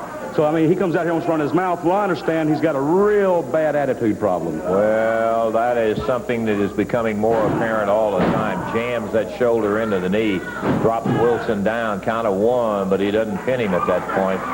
Shawn Michaels having it all his way as he drills with that right hand, climbs up on the rope, getting himself good position, pops another right hand. Look at this. He is all the way up on that top rope. And beautiful move. And followed it up nicely, too, man. Boy, oh, boy, oh, boy. He does that backward flip right off that top rope, came down, went back in, and drilled him with the right hand. Not illegal, but it got the job done. You know, he wants to stand there and say, let's see one of the Nightmares do that. You know, if I remember correctly, I was doing that 7-8 years ago, before these boys ever got in the ring, I believe. We saw it all right here. There's no doubt about it when the Nightmares got underway. Up on the shoulder, and he takes him down to complete the suplex. As Shawn Michaels having an easy time with Wilson. Wilson kicks out and saves himself for another few minutes at least, as Michaels obviously is the very big favorite in this match. Chopping away hard. Midnight Rockers, Shawn Michaels, Marty Jannetty, Southern Tag Champs, and he drilled him with that elbow. Well, you know, Lancer, I'm not taking nothing away from these guys, but, you know, I'd like to get hold of Danny or find me another partner, and we'll just see how handily he takes care of somebody that's got some experience behind him. Yeah, they very free and easy when it comes to running down Ken Wayne. Off that top rope, he flies with the elbow, leisurely lays back 1, 2, 3. And that is going to be it as Shawn Michaels comes through 2 minutes and 32 seconds. A relatively easy win. Yeah, easy. They're all easy when you're talking about the Midnight Rockers. See, let me tell you something back there, Small Fry. That's professional wrestling Midnight Rocker style. And see, someday, if you work hard enough, you get in the gym a little bit, get some of those platform shoes to get yourself a little taller. Then maybe, and you work really hard, maybe then you can almost be a Midnight Rocker too. Let me tell you something. The last thing I want to be is a Midnight Rocker. That's the last thing. You'd ever be afforded the opportunity you to keep become a your wrestler. nose out of it, This man. is my business. No, it's not. He ain't the one out here running his mouth. You want to put on your tights, you get your butt in the ring, too. I'll take care of you. I'll take care of you or anybody else. You don't know how you going to feel. I'll knock you out. Oh, you go for it anytime you want to, baby. What? Scott Hall. You know, I was back in the back, and I couldn't help but overhear a guy used to be a good friend of mine out here, Shawn Michaels and Marty Jannetty, the new Midnight Rockers. Yep. You know, nobody ever doubted that these guys are talented wrestlers, certainly not myself. They've been the AWA World Tag Team Champions. See, now he knows how he's talking. Tell him. But, you know, I don't know what happened. Shawn Michaels, Marty Jannetty seem to be a little bit cocky now. I hear you out here running down Kenny Wayne 2-on-1. You guys are real tough. Well, brother, we've been talking about it before. Yep. If you're looking for a partner, you don't have to look far. All right. That's right, baby. Anytime This guy and your partner you're up.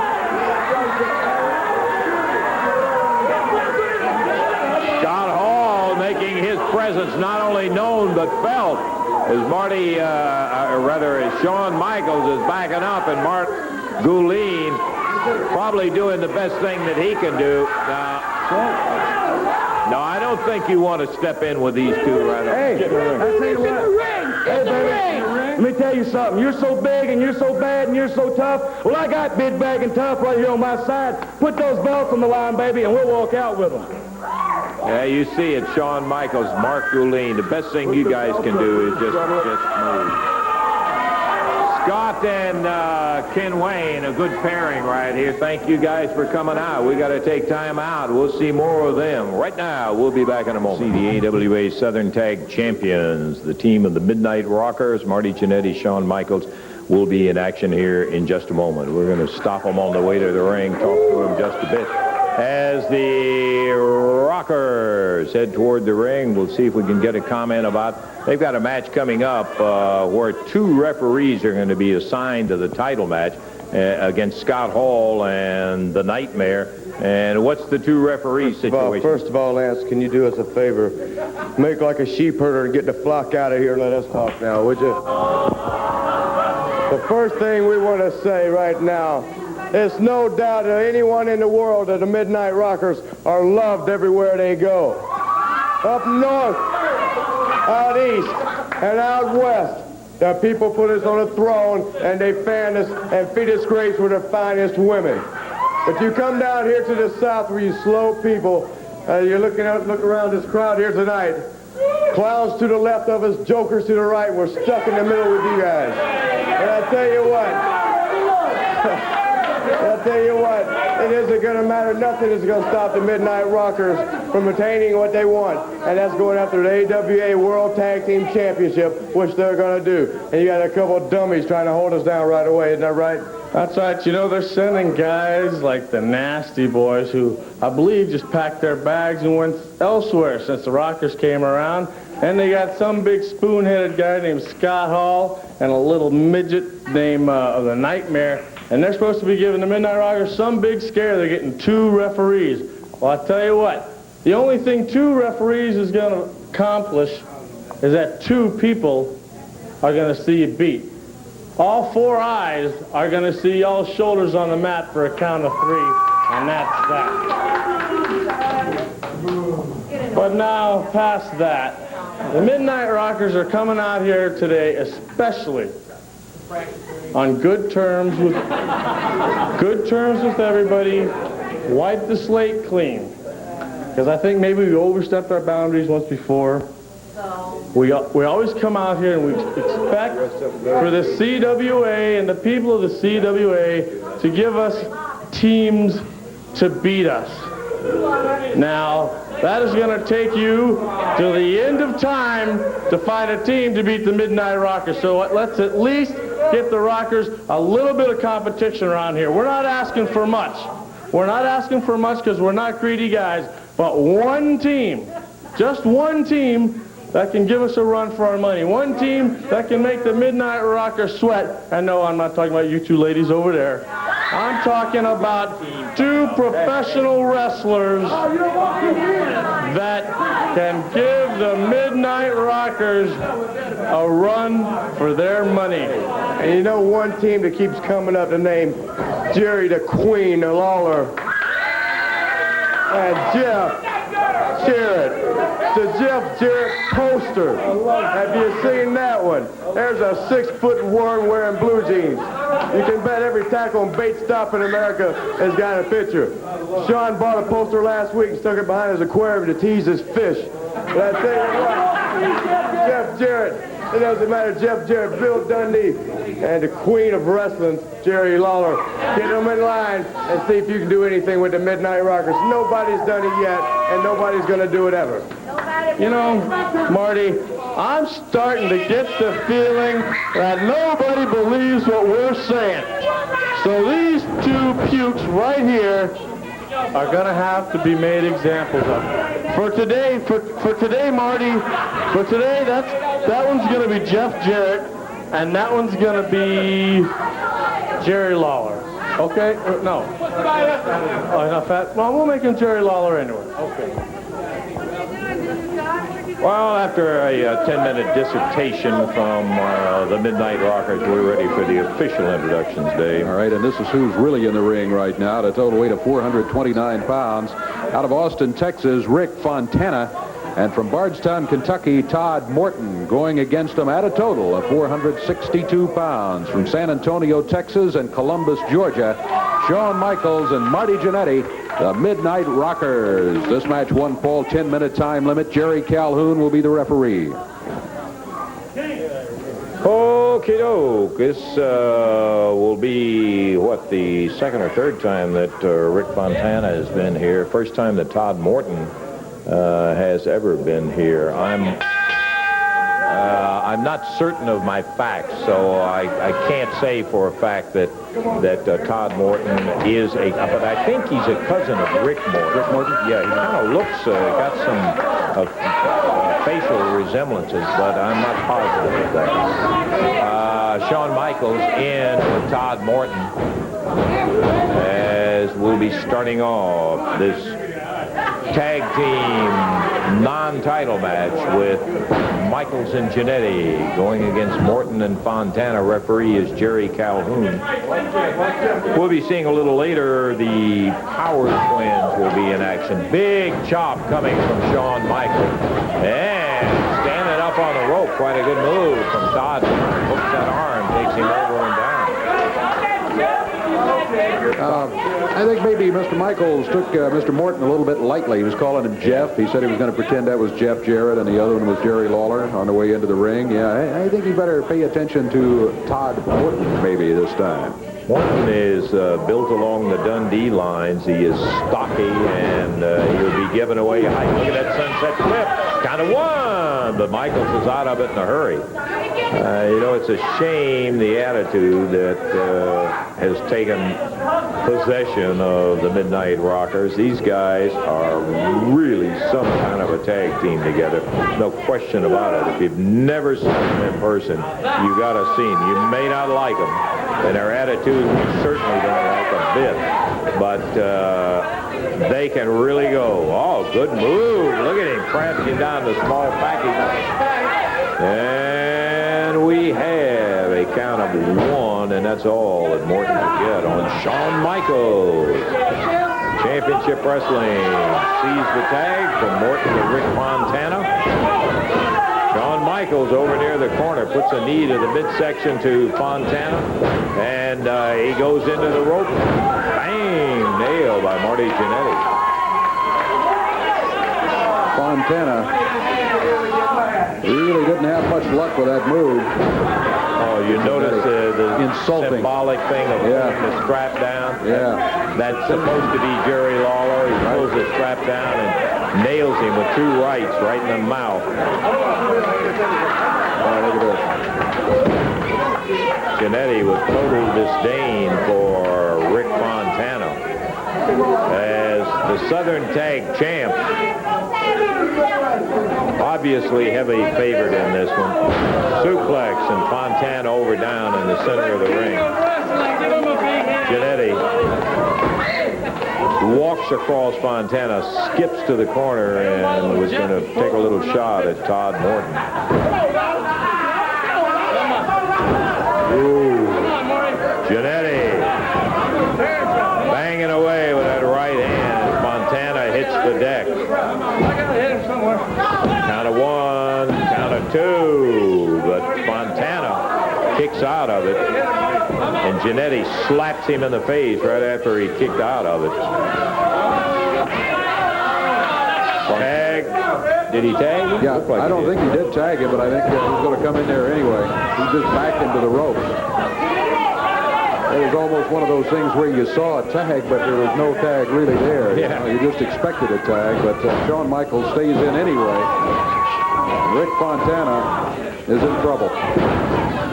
So Shawn Michaels, the match is still going on, Marty. You might very well... Where's the crowd? Where's the King's crowd? They're crowded right now. Oh, no. Again, alluding to the fact that they are saying that this is Jeff Jarrett and Jerry Lawler in there, Todd Morton and Rick Fontana. Michaels sails off the second rope, drills that right hand on Rick Fontana. As Fontana is down, and the referee, without anybody on him, I think could have counted 3 at that point, as his shoulders were down on the deck. Michaels picks him up, scoops him in the air, and down goes Rick Fontana with the tag. Here comes Jannetty, catapults himself over the rope, kicks up Fontana, and the referee is saying, hey, you guys, I can stop this match if you don't want to stop it. Rick Fontana double whipped into the ropes as he comes off, caught in the midsection. Double DDT, and down Fontana goes. Count of 1 and 2 and 3. Got it. Totally no surprise, the young man from Austin, Texas, just not in the category of the Southern Tag Champs. As Jannetty and Michaels go over towards Todd Morton, give him a little hard time with their mouth. Dave, how about our time? Time on it was 4 minutes, 56 seconds. They probably could have wrapped it up in half the time if they had gone for a pin earlier against Rick Fontana. 4:56 the time. Okay, man, they'll make you hot. We're going to take our time out. And let me tell you, theirs will not be an easy chore today. They're going to be in with a very confident World Tag Team Champions in a non-title bout, the Midnight Rockers. Here they come, belt over each shoulder. One of them is the Southern Tag belt. The other is the AWA World Championship belt. And if they can stop admiring themselves long enough, we'll get this match underway. Davey? This match is going to go to the expiration of time. The Bruise Brothers, Ron and Don, total weight of 501 pounds out of Apopka, Florida. And going against them, the holders of the Southern Southern Tag Team belts and the AWA World Tag Team belts, Shawn Michaels and Marty Jannetty. the Midnight Rockers. They weigh in at a total of 462. They're out of San Antonio, Texas, and Columbus, Georgia. It's going to be Shawn Michaels starting against one of the Bruise Brothers, and I frankly still can't tell them apart. Okay, that's Ron that's starting in there right now. And Don, I don't know why I'm so confident of that, except that there is something about their look. I don't know what it is. If you were to ask me, how do you tell them apart? I don't know, but I would bet you that that's Ron. That's Ron, okay. Yeah, that is Ron. These guys, we've said it before, but for those of you who are just now joining us and where you have been, sponsored by the great singing group Sawyer Brown, and they're young and learning. Marty Jannetty, Shawn Michaels, young, but there's an area that they have to learn. Whoa, nice whip coming off of Ron Bruise. Monkey flip, Shawn Michaels out into the center of the ring, hooks the arm, takes him over and down, and Michaels a little surprised at the agility of big Ron Bruise. Stops to have a word with Marty Jannetty saying, doesn't he know that we're the World Tag Champions? That's right. Apparently not enough respect for him, huh? They were upset earlier that we had announced they were on a standby match, which they were due to the title match we had at the beginning of the program. The Rodney Dangerfield of professional wrestling. Get no respect. We don't get no respect. Well, one thing they have said today that you do have to take note of, and that is they're young, but already they are twice world champions. That's Don Bruise in there now. Took the tag from Ron, and he has taken over as referee Jerry Calhoun. Checks out to see, and on the big arm bar, Shawn Michaels. That's Don Bruise right there, right? Yeah, right. Don working against Shawn Michaels. He climbs back up to all 6'6" of him. Whip Shawn in. Double. Oh, boy, that's a lot of upper arm, isn't it? Sure is. Yeah. Great teamwork by the Bruise Brothers. Got a count of 2 is all they could get. Time counting down. We've got about 3 minutes left in the expiration of time as the Bruise Brothers going against Shawn Michaels, Marty Jannetty. Shawn tags Marty, and Marty comes right in and stiffs him. I mean, right under the chin. He was kind of trying to avoid Shawn. He was off the slingshot effect of the rope, and boy, Marty just timed it perfect. Again, he does it. Jannetty shooting the word over to Shawn Michaels. Pardon me, David. Oh, that's what he was doing. I thought he was going down to have a word to say to somebody in the audience. He went down there, came roaring back. Jannetty put him in the corner, and bam. Shawn Michaels whips Don Bruise across the ring. Count of 1, count of 2, but he takes him out of it. Tag made on Marty Jannetty. They work against Ron Bruise. 2 minutes to go.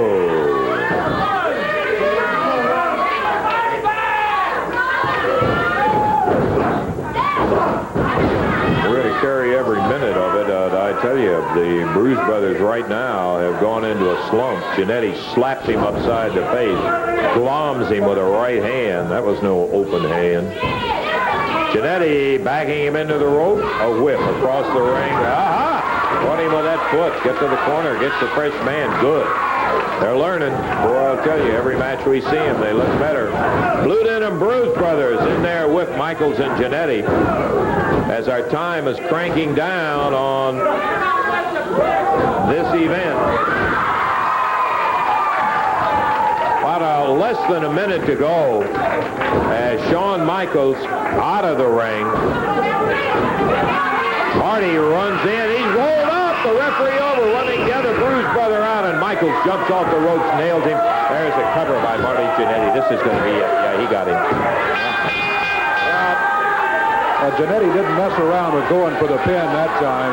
He went right for it because he knew that he had been in trouble until Sean got in and helped him out. Time on it, 4:05 as the Rockers get the fall. And legal or not. Yeah. Oh, boy.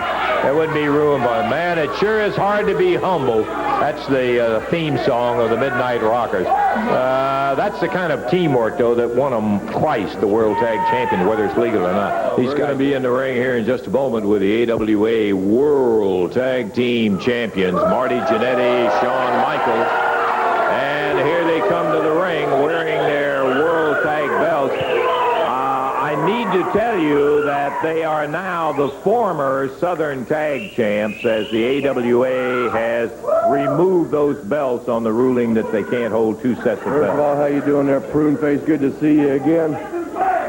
Yeah, you finally figured out how to smarten up, how to make this show just a little better, and that's by starting off with the Midnight Rockers on here. You're here. Yeah, well, give me this. Just go sit down.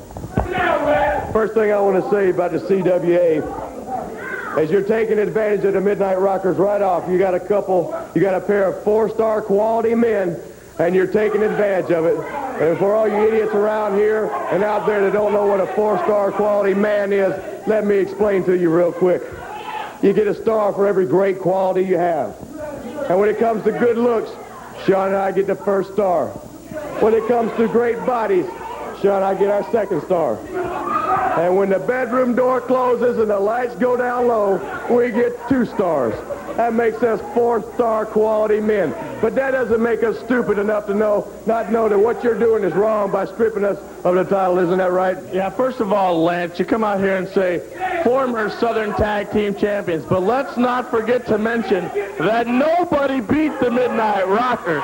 Let's not go overboard. The one team that everybody put their hopes and dreams in, the King, Jerry Lawler, and Bill Dundee, are not the World Tag Team Champions. No siree. It's still the Midnight Rockers. So what are we doing here, pal? We're having a tournament for the Southern Tag Team title. That's exactly right. That we were never beaten for. Okay, we can understand that. The way I see it, the favorites in this Southern Tag Team tournament has got to be the King and the Superstar. I would think so. And what Marty and I usually do to get ready for a team is we watch a lot of tapes. And I want you to show one tape that Marty and I find especially funny. This is some of the tapes you've been looking at. Have we got the tape? Come on, let's roll. Have we got it now? Oh, wait just a minute. Okay. Oh, this is the Austin Idol. Yeah, okay. Austin Idol's on this show right now. Hey, enough's enough. Come on, you guys. Get out of there.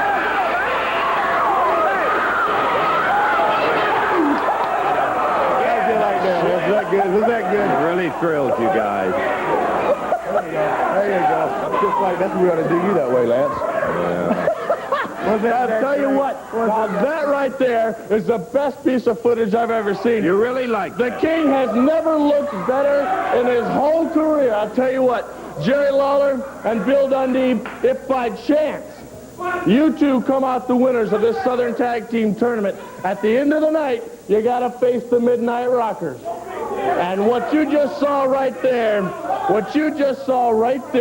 Jerry Lawler, is going to be a picnic compared to what the Midnight Rockers are going to do to you. And by some stroke of luck, if somebody else comes out the winners of this tag team tournament, you guys are going to get it, because the Midnight Rockers are not playing games anymore. You took something that we owned. Nobody has beaten us in the 4 months that we've been here. The Midnight Rockers are undefeated. So what are you doing?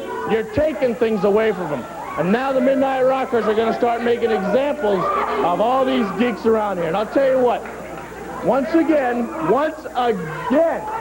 we're going to show the promotion what kind of champions we are. What we're going to do is give these two guys right here today a world title match. Something these two guys obviously have never gotten. You mean you're willing to make this? Now, don't say it if you don't mean it. I mean it. I'll tell you what, these two guys right here have never been in the ring with champions, and they're going to get their first, undeserved, yes, but their first world title match right here in this match? In this match. Okay. Hey, let me tell you something. I want to remind you. Hey, no, don't run off. Listen to this. Just sit down and control your Once upon a time, the Assassins who had the tag championship belt said the same thing. We look like the Ken Raper was one of the team. The other was Robert Reed, and they ended up losing it. Okay. Hey, whoa! If you guys mean it's a title shot, put your belts down here, and we'll have them, right? Hey, I'm not opposed to that at all, Dave. They talk about lightning striking twice in the same spot. Ken Raper was one of the guys that was involved in a stunning upset where we had new champions in there. I remember the day well, Yep. and it was just gross overconfidence, kind of like we're seeing exhibited by the Midnight Rockers, as a matter of fact, that led to the title match, and that's what it's going to be, I guess. Yep, they're the ones that said it. Title match. All right, introducing. Well, we'll go ahead and referees sound the bell. You know the Midnight Rockers, Shawn Michaels, Marty Jannetty, total of 462. In there right now, that's Ricky Nelson out of Knoxville, Tennessee. His partner, Ken Raper, out of Memphis. Together, they weigh 436. And the World Tag Team titles on the line. Shawn Michaels breaks clean. He walks away. He says, boy, I'm a heck of a guy. I'm telling you. I don't know. You're talking about gross overconfidence, man. That is even too mild for these two guys. I've seen a lot of cocky guys, but I'll tell you, these two, look at this. Ricky Nelson over the top. Scoops him, slams him, gets Marty Jannetty, puts him down. Big drop kick on Shawn. Another drop kick, and Marty Jannetty is down. The world champions are out on the floor. Yeah, the world champions. Wait a minute. I made a mistake earlier. This is not. We're not allowed to. Oh, no. This is not a World Tag Team match. You guys. No, we don't have the authority. You got to go through contract for that. You said it. It's on tape. We've got it on tape. You said it. These belts are sitting right here. You're the one that brought it up, nobody else. You better get back in there and save it all for these guys. Looks like you got your hands full. They were almost counted out while they were out here changing their mind. Marty Jannetty got back under the ropes just before the referee got to a 10 count. Ricky Nelson, Shawn Michaels squaring off. Boom, tie it up. Look at that Nelson. Boy, this kid moves good. Here comes Ken Raper, takes a tag. Ken is the bigger of the two, of Nelson and Raper. Good shoulder butt by Ken Raper. Shawn Michaels on the mat. I don't think he thought he would be there today when he was out here running his mouth earlier. Hey, let me tell you, I believe we can make it stick. We've had this little experience before. They said it is a world title match. Put the belts right here on the table, and that's what it is. Oh, boy. Jannetty laced him. Scoops. Slams. Ken Raper. Quick tag. You know, the sad thing, Dave, we've said it 1,000 times. The attitude gets in the way of, look at that double DDT. Cram Ken down, 1, 2, 3, and that's all there was to it. Well, the dream was there for a bit. As Shawn Michaels and Marty Jannetty retain. Title match, right? It is just that easy, lads. I see. Another successful title Like I said defense. before, learn to announce the way we wrestle and you'll be all right. So, we brought you up to date on the Rampage. We've got the trivia question. Hope maybe that you'll be I don't think the people are going to know two brothers that were tag teams. We'll find out, and that's exactly why we have Eddie the out here, contest. because I know he knows it. Well, I'm glad you don't know it. Climbing in the ring now, the AWA World Tag Champions, Marty Jannetty, Shawn Michaels. Missy, could you do most of the talking? Because this is an idiot here. Don't let him talk. Okay. I'm not believing this guy with these gloves Yes, the on. Midnight Rockers, the AWA World Tag Team Champions. This is a one-fall, 10-minute time limit match as the Zebra Warriors out of parts unknown will be facing the AWA World Tag Champions, Marty Jannetty and Shawn Michaels. Referee Jerry Calhoun getting the jackets off, and we're ready. Okay, just for you, Marty. We'll let Missy do all of the commentary here. You know, I think they're a whole lot better than those goofball Rock and Roll Express. Oh, you do? Yeah. Well, I guess you're entitled to your opinion, Missy. Those Rock and Roll Express, those like little kids. Zebra Warriors, 1 and 2. Going in, Marty Jannetty slipping out of the corner. Shawn Michaels backs Zebra Warrior number 1 across the ring, pounds him with an elbow.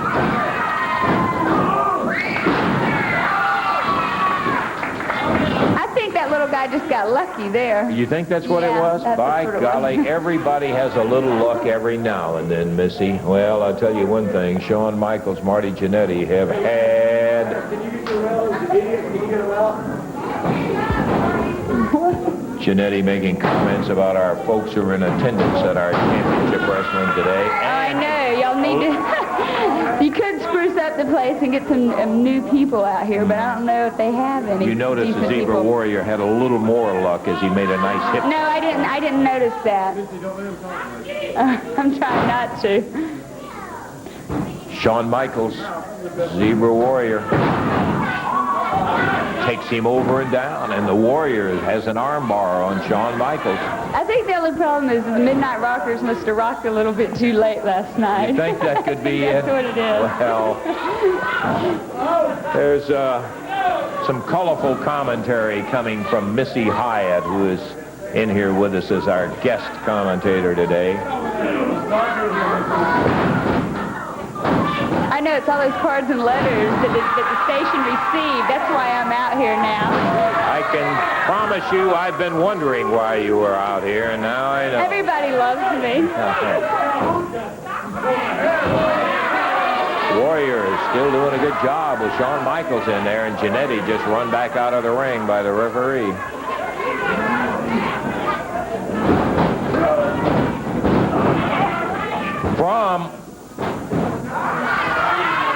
From a lady who has all of the fashion news, I want to know, what is this, a new fashion that Marty Jannetty has these gloves on? How would you comment on that, Missy? I don't know. That's something that I guess he just found somewhere. Something new, something different. Yes, it is a little different. We'll say that. He might have something on his hands. Well, that could be too. Yeah. Shawn Michaels. What a close Where's his head? I think his head just rolled off the mat and on the floor. Where's it at? He blitzed him with that one. Really caught him with a clothesline, and the Zebra Warrior snapped-mared over the shoulder in a reverse facelock. Talking about fashion, I'd like to know what those Zebra Warriors, what's sticking up out of their masks?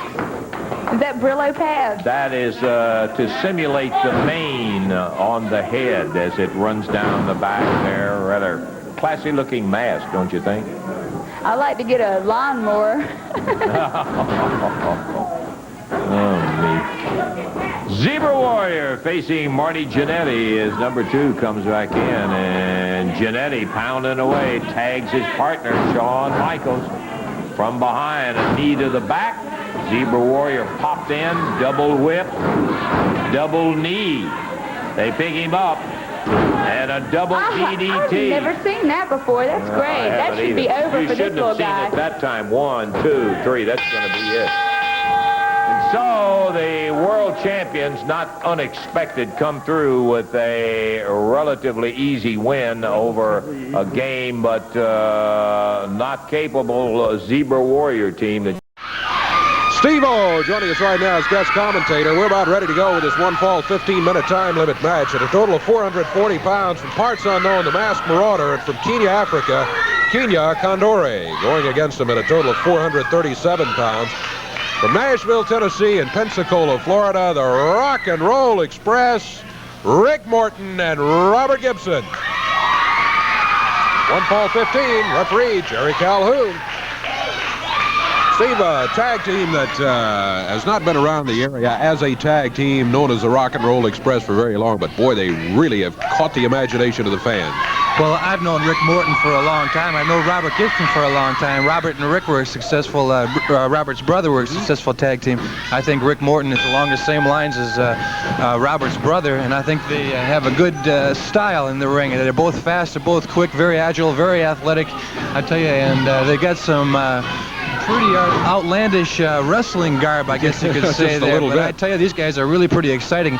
We were out in the disco just the other night, and these guys are out in the disco floor, and they're using all their wrestling wear out there. I tell you, and they cause some excitement there too. Yes, indeed. Of course, we've known them individually for years, both Rick and Robert, but really looking good as a tag team. The Rock and Roll Express. That's Kenya Condori, and they're against Rick Morton right now. Oh, an excellent arm drag. Combination moves there by Rick Morton, taking the man off his feet. A good move by Kenya Condori to get behind this man.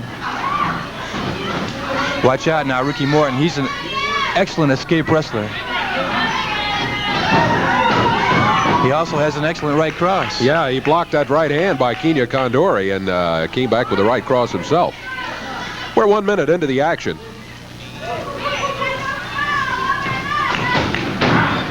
I'll tell you the secret now with tag team wrestling is to make sure that both men stay fresh and to, take control in the ring. You have to take charge. When you're in control, you make the other person make that move. And when they make a move, you can counter it. You wait for them to make a mistake. Oh, an excellent move jumping over his man. A quick tag. Condori doesn't know which one to wrestle. Rick Morton takes him around. Yeah. Oh, an excellent flying mare. A little knee for good measure. Got the 2 count, almost, but not quite.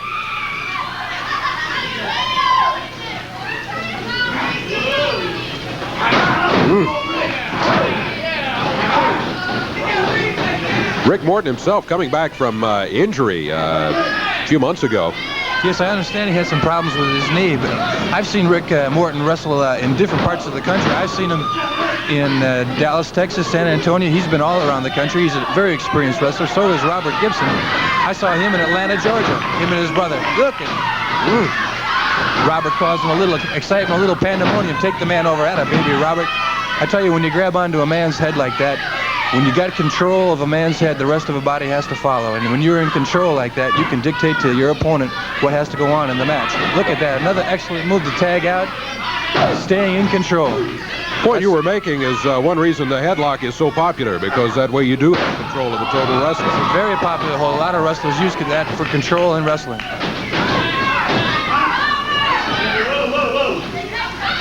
Setting him up for a suplex. Up and over. Got him. Cover. No, he didn't pin him. No, he didn't. Picked him up. This is going to be a good time now for them to work on their timing. For them to work on the timing that they can use later on in matches when the going gets a little bit tougher. Round behind him, full Nelson. I don't know if Robert plans on using this for a submission hold. Oh, excellent move behind him. Wrestlers use different moves for submissions, trying to keep control, and also trying to wear down your opponent. When you get your opponent wear down, then you can use holds such as a full Nelson, such as the sleeper, such as the figure 4 to use for submission. Well, Condori going to try it now. That's a dangerous position over there in your opponent's corner. Yeah, one place. Whoa. Oh, he ducked underneath that one. The Marauder caught Kenya Condori with that one. Oh, double drop kick. Excellent move. Did you see the timing of that? That was perfect. 1, 2, 3. Teamwork, name of the game. That's again. The name of the game. As the Rock and Roll Express, Rick Morton, Robert Gibson. And now, ladies and gentlemen, match one ball with a 60-minute time limit. In this match, the Galaxians match are at 6. The match are at 6. Now, ladies and gentlemen, introducing out of the dynasty of wrestling champions, total 424 pounds, from the Twilight Zone, introducing the Galaxians. At ringside, their manager, Jim Cornette. Your opponent, ladies and gentlemen, introducing at a total weight of 437 pounds, Nashville, Tennessee, Robertson, the Rock and Roll Express. The Galaxians have a straight win-loss, 1 hour referee, Jerry Calhoun.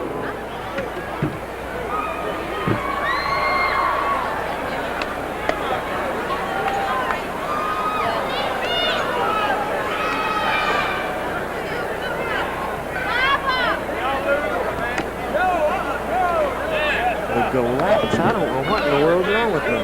Did I say it right or not? Yeah, you hit it right. No big deal. You got it. Galaxians. It's strange how you get something. Oh, I yeah. practice it all the time, you know, just to run.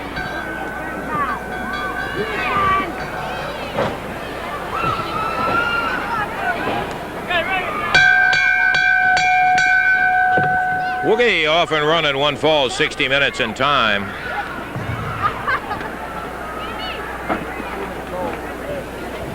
We've got a pairing here, 2 very fast teams. We've seen them a couple of previous times in action.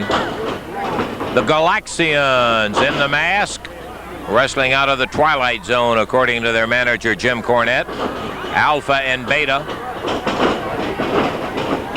Going against the Rock and Roll Express, and a press almost. Woo-hoo-hoo-hoo. Boy, I'll tell you, we almost had it over with in the first minute of action. Rick Morton, Robert Gibson, the Rock and Roll Express. Really fine-looking team. Physically tuned, fast, excellent young wrestlers. Not to take a thing away, except by association with the dynasty of professional wrestling of Jimmy Cornette's. The Galaxians, also a really good-looking, quick team. That's Alpha coming in now. He's the stockier of the two. Beta started out. Robert Gibson.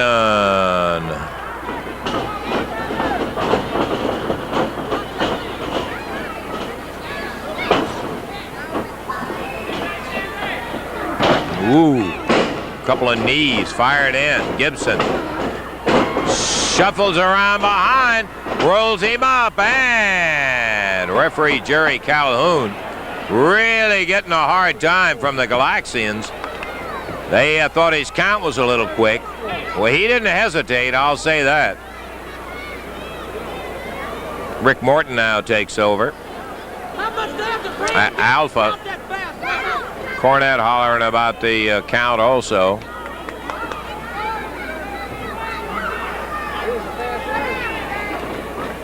Standing side headlock, Rick Morton on Alpha. Misses the elbow. There's that cross press and a 2 count again.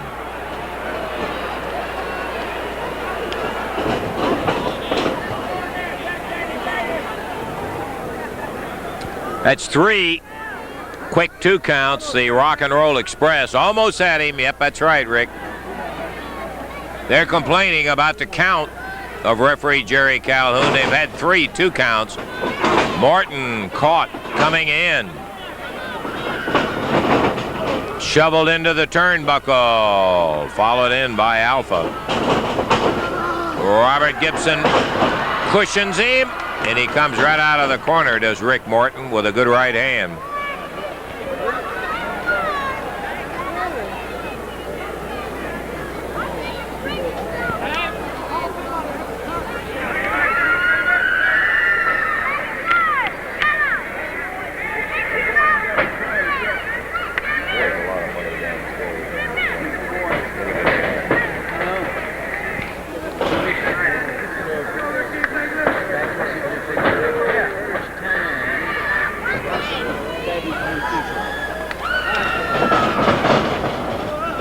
Rick Morton over the top, double drop kick, and Beta, who had taken over from Alpha, was decked. Robert Gibson kicked off.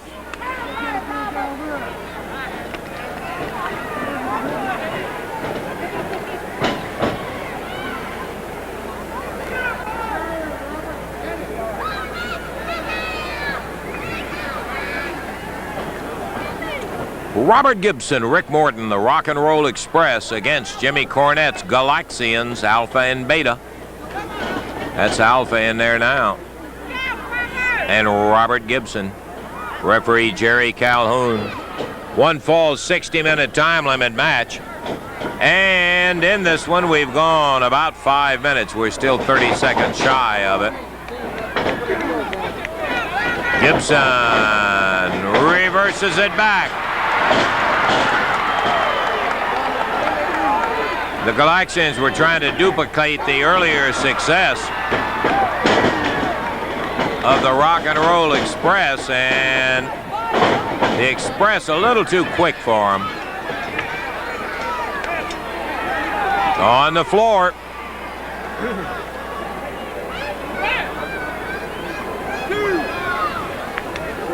Referee tolling out the count.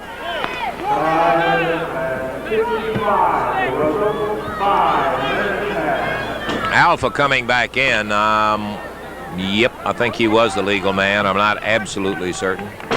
There's a tag on Beta, and they make a switch. Rick Morton in. Remember the mask of the Galaxians at stake. Boy,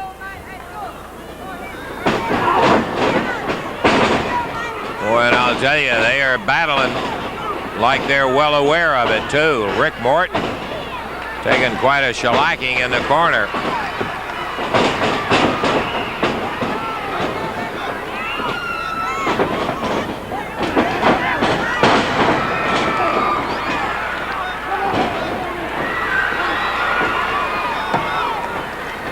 Rick.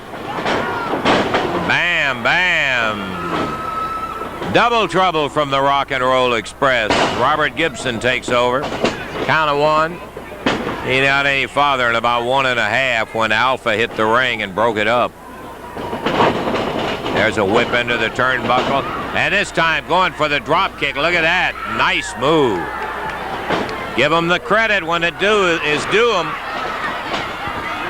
Gibson mashed into the corner by Alpha after trading out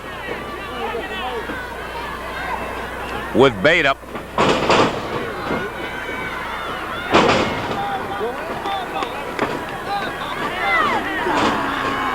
Gibson now has a shoulder buried right into his chest on a bear hug.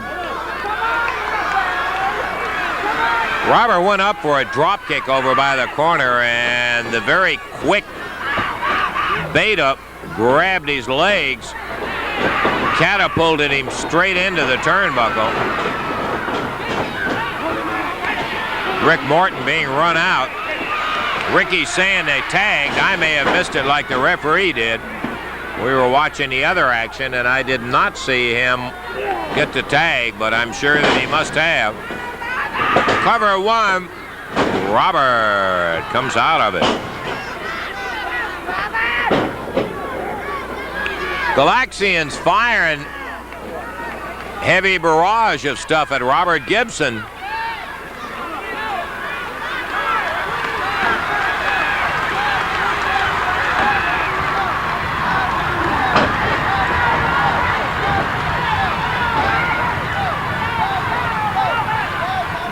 There's a whip from Beta. Sunset flip.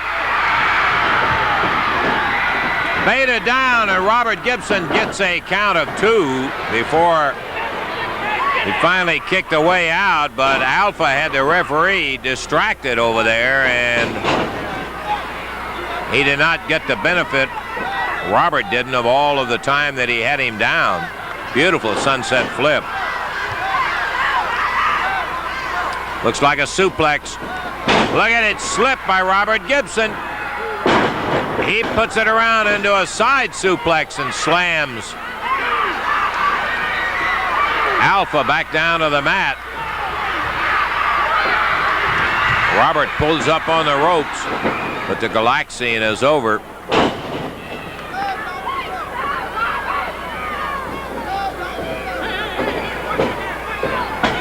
Eight and a half minutes into the action. It's a one-fall, 60-minute time limit match.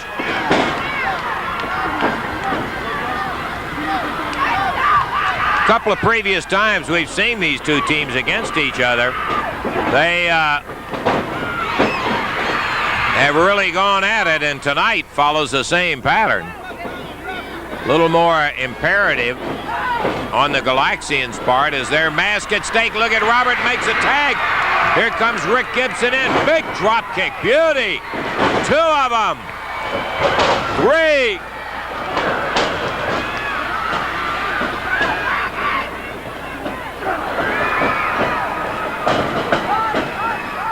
All 4 of them in the ring now. The referee trying to bring it down to the right number as Robert Gibson working on Beta. Rick slams into Alpha, falls down on top of him. But the referee trying to get Gibson out of the ring. Never got a pin, but look at this.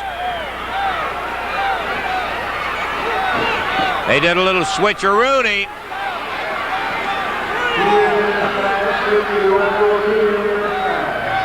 10 minutes. Count of 1, count of 2, count of 3, and that's going to be it. 10 minutes, 4 seconds, all important switch by the Galaxians. They'll keep their mask. They win the match. And they're splitting from the ring before any questions can be asked. Don't take any prisoners. Get out of there. So the winners in 10:04, the Galaxians over the Rock and Roll Express. We're ready to go with the action now in a most interesting match. It is not a tag match. It is a 4-man match. All 4 men in the ring at the same time. The Galaxians and the Express, and here with the commentary with the mask at stake, Randy Hales. Randy. Thank you, Lance. And action started quick with the Galaxians going against the Rock and Roll Express. And the Galaxians with the advantage now on Robert and Rick, but a quick change there, and the Galaxians go down. Look at Rick Morton. Robert gets in the Rock and Roll Express, ready to roll with the mask at stake. It's all 4 men in the ring at the same time. My first opportunity to see this kind of action. Robert gets it over the top and goes after the Galaxian. Rick Morton ready to go after Jim Cornette. The Galaxians outside the ring, not wanting too much to get in the ring with the exciting tag team out of Pensacola, Florida, and Nashville, Tennessee, talking about Robert Gibson and Rick Morton. Hard to keep up with the action with all 4 men in the ring. It is Beta squaring off with Robert Gibson, and Alpha with Rick Morton, and Robert Gibson going after Beta. Side headlock and a left hand, and Robert with the chokehold, and now on the other side, Rick Morton with the drop across the ears, and the Galaxian out. That's Beta taking a hike. Big double backdrop. It's been Rock and Roll Express looking mighty good, Lance. Just might point out, Randy, this is one of the few times where double teaming is permitted because all 4 men are legally in the ring. There was a case where one of the Galaxians hit the floor, the other one was left by himself. The Rock and Roll Express did what comes naturally, and they went into a double team on him. It is legal. This is where the advantage would have to go, I think, to the Rock and Roll Express, because the Galaxians are used to switching, and they can't do that in this match. No, you're absolutely right on that, and the fact of the similarity of their size and their attire and all that means nothing as far as deception. Everybody is legal all the time. Morton going after Alpha on the other side, and Robert gets him with the leg, puts Beta down over the top rope, goes Alpha, the Galaxians, and he falls right on the concrete floor right in front of us. A double elbow in the ring between the Galaxians. And here comes the Express. They're battling outside. Look out, the Rock and Roll Express right in front of the table. Ricky Morton after Beta. Watch out, right into the table goes Beta, right down on the floor. And back in the ring, Alpha put down. Robert Gibson on top, but the referee for some reason not going for the count. There he goes, 2 count. And Morton going after the other Galaxians, and a count, 1, 2, and a kick out there. Came very, very close. Right hand to the top of the head by Robert, and Rick puts him down. Boot to the top of the head.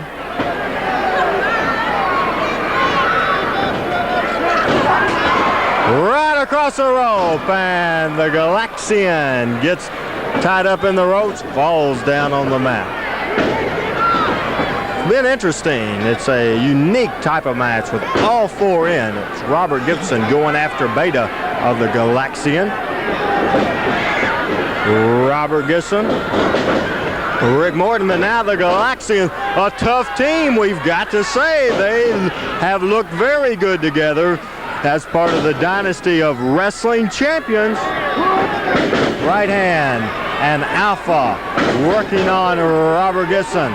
Beta working on Rick Morton of the Express. And the brawling continues. Down goes Robert Gibson, the referee, out of position. And Robert Gibson caught, and Alpha pounding away on Robert Gibson. Referee threatening a disqualification on Beta. Now Jim Cornette has Rick Morton from outside, and Robert Gibson has Alpha all tied up in the crowd, and the referee was out of position there. It's hard to combat the dynasty of wrestling, the style. Now the Galaxians choking on the top rope of Ricky Morton. 5 minutes past, 10 minutes to wrestle. 5 minutes past, 10 minutes to wrestle. 5 minutes gone as Rick Morton going after Alpha. But Alpha catches him over on the other side of the ring. It's a chokehold by Beta of the Galaxians. And a chokehold by Alpha. The referee threatening another disqualification. Ricky Morton choking, comes back on the fight fire with fire, catches him again, and Beta brawling at Rick Morton. It's time of the match where all 4 of them in, they don't have a second to rest. Gibson, right hand, but the Galaxian comes right back. Choking on the ropes on the other side is Beta inside the ring. Alpha choking, and Jim Cornette on the other side. Choking Robert Gibson, and it's a 3-on-2 situation here with the Dynasty of Wrestling Champions head man getting involved in the action. Jim Cornette watches as Rick Morton put down to the canvas.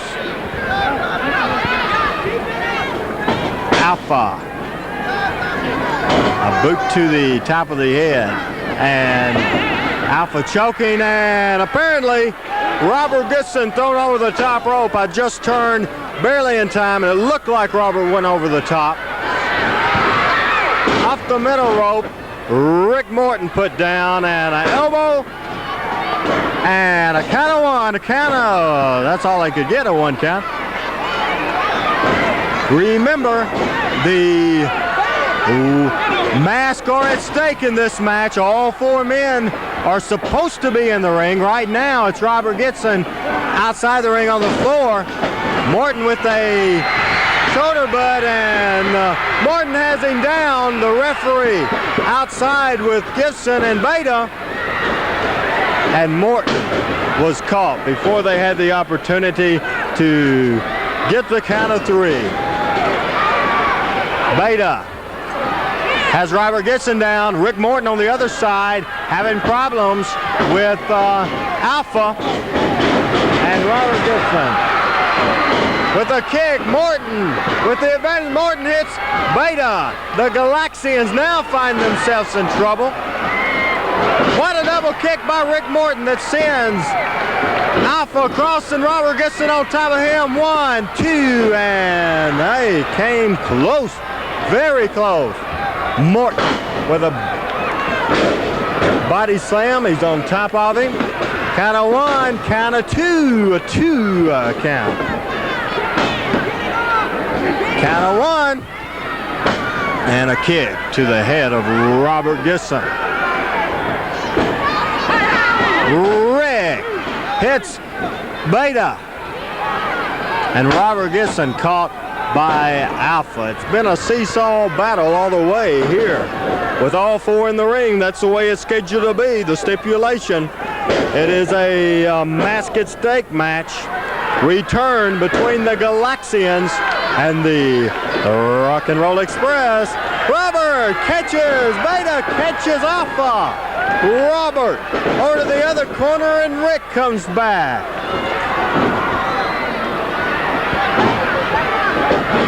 Robert Gibson puts Beta down. And Gibson working on Alpha. Gibson has him down. Could be it. The referee down. Count of one, count of two.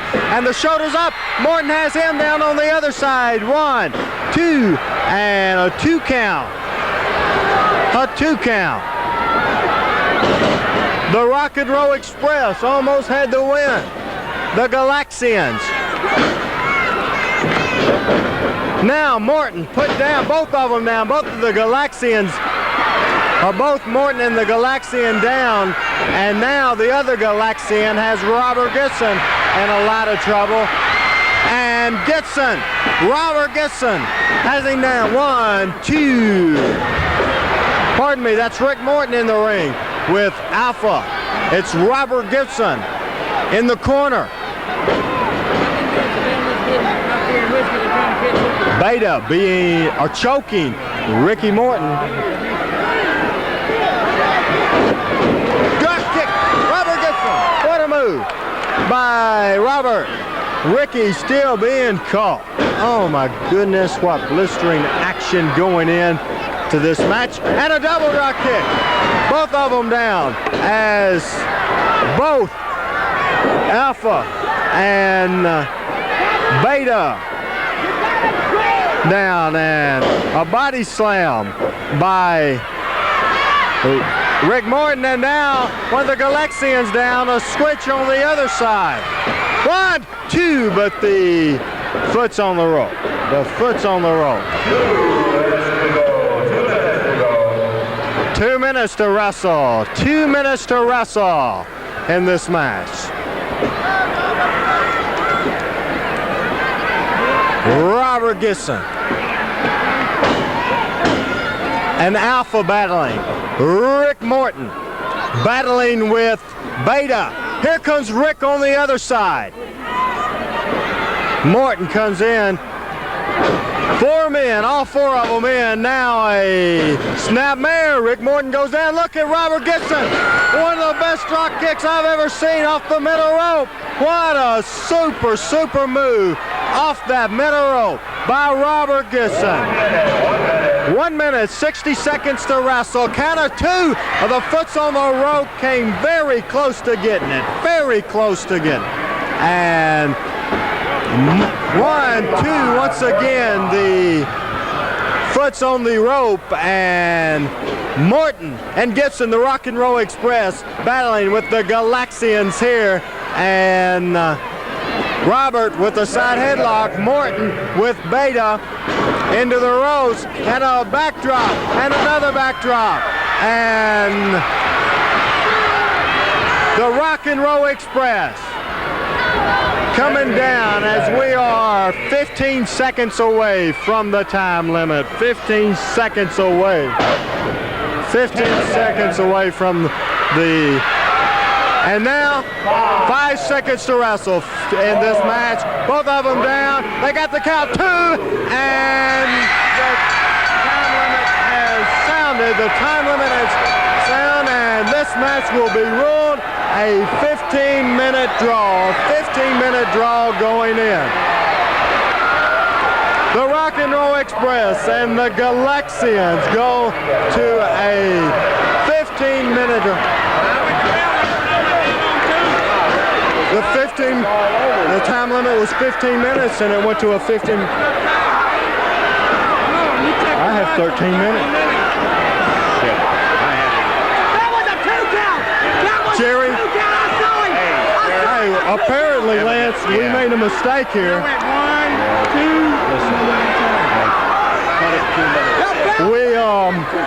We made a mistake here at the ring. We were keeping the time. We thought the 15-minute time limit. What are you talking about? I saw the bell ring at the 2 sorry, count. Jimmy.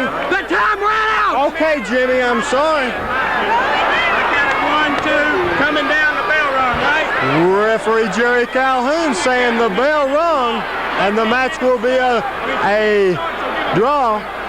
Jerry Calhoun says there was 2 minutes short due to a mistake made here at the table by myself and Lance.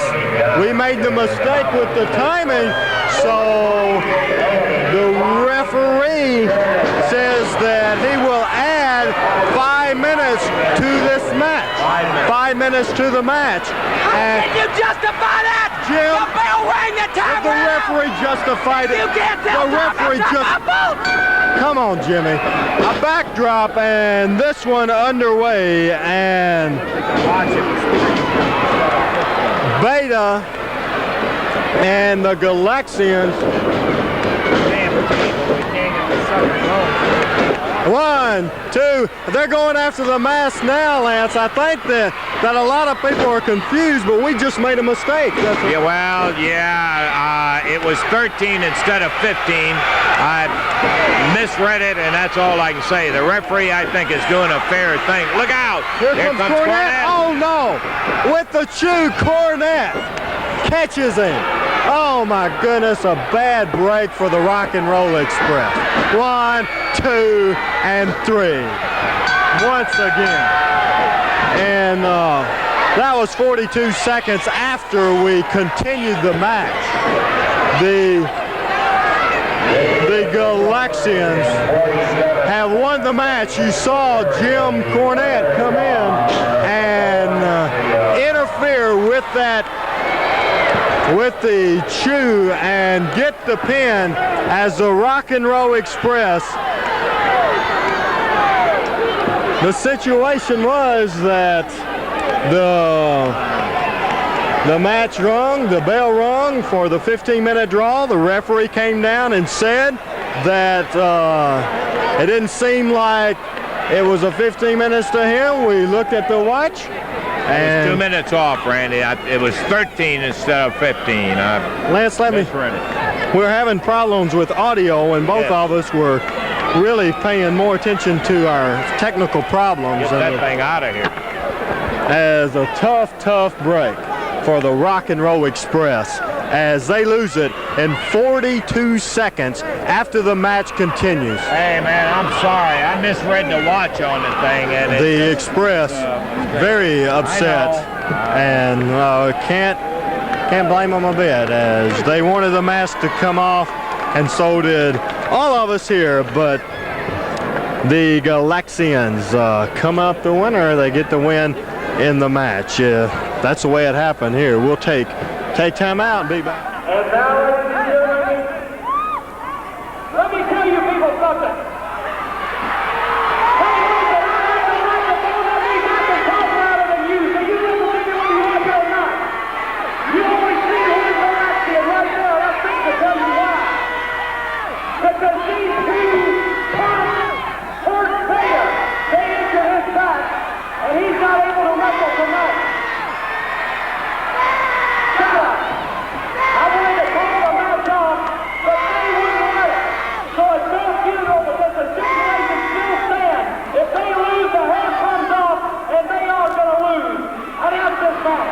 What'd he say? I can't understand it.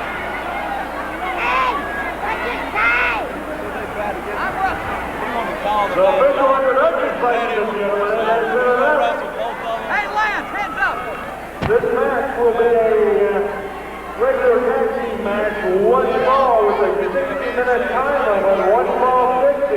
Introducing first from the Twilight Zone, introducing Alpha of the Galaxians. Oh, charming. And out of Louisville, Kentucky, introducing Jim Cornette.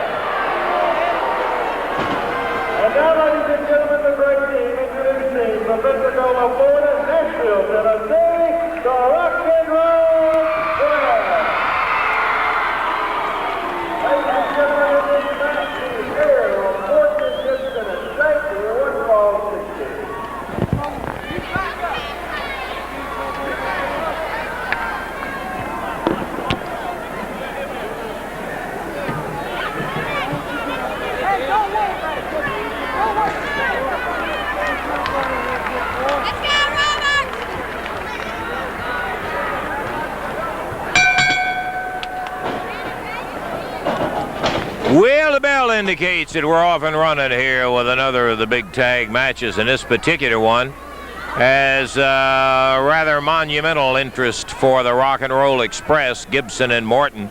They have put their hair up in this match. I would have to say that if they're ever going to do it, it would be in a time like this, because their opponents, Alpha of the Galaxians, is teaming with Jimmy Cornette, who, of course, is the manager of the Galaxians and the head of the dynasty of professional wrestling, as he calls it. So Cornette himself is in the corner with Alpha as his partner, and Robert Gibson, Rick Morton, on a real hot streak. Look at that one. And over goes Alpha of the Galaxians. There's a tag on Rick Morton, who takes over, drops down hard. Alpha is going to carry at least 50%, and I would have to say more like 90% of this match, because Jimmy Cornette, I think, probably thinks he's a whole lot better than he really is. A kick out at the count of 2. And we're just past a minute into the action, and Robert Gibson back in once again. Morton and Gibson, a really good-looking tag team. A couple of young fellas that have indeed spent some time in that ring, as young as they are. And they have come into their own, certainly, as they have joined forces. Rick had teamed with others, but Ken Lucas primarily. And Robert, of course, with his brother Rick Gibson. Now they're together, Rick and Robert, the Rock and Roll Express. Alpha must feel like he's been in there 30 minutes. It's only been 2. He's starting to battle his way back against Rick Morton. The Clippers are here, and the hair is at stake. Look at this. And Ricky gets out at the count of 2 with a rolling arm lock. He takes him over. Nice move by Morton.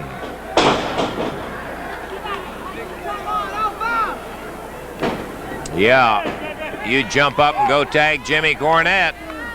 That'll make the crowd very happy.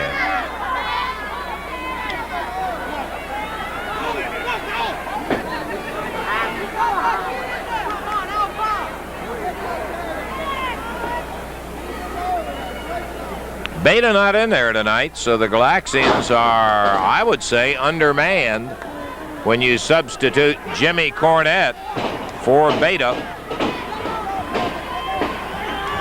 Alpha slamming the head of Rick Morton into the top turnbuckle. Big right hand puts him down on his knees. A whip. Backdrop, and Morton almost made it in. Could have hurt his ankle when he came down. He went over a long way.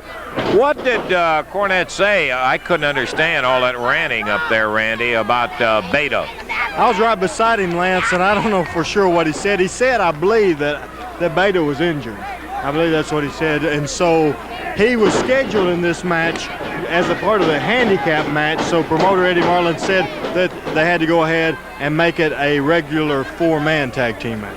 So no handicap unless it's to the team of Alpha and Jimmy Cornette with Cornette Wrestling. And Rick and Robert Gibson, right at the moment, Rick's been having some trouble. But they certainly would have to be heavy favorites in this. Whoa, look at that. Don't put either one of the Galaxians down. They both are fast and can really go, as you saw Rick Morton get kicked right off his feet, 1.5 count.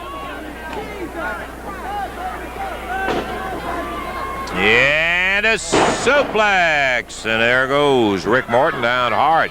There's a cover, 1, 2. That's about 5, as a matter of fact, that Morton has had to kick his way out of before that 3rd count. Back in the corner, a tag on Jimmy Cornette. Oh yeah, now this is what we want to see.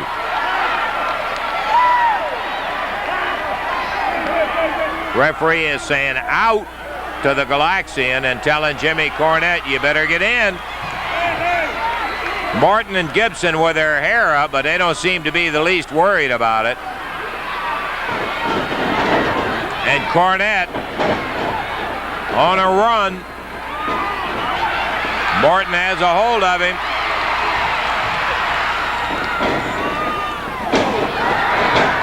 To the midsection. And the Dynasty head being jerked around hard by Rick Morton. 2, and he picked him up. He didn't count him out. Rick wouldn't let the third count hit. He picked him up at 2 and a tag on Robert. Robert said, wait, I want some of him. And he just got a large chunk of him. 1, 2, 3, and that's going to be it.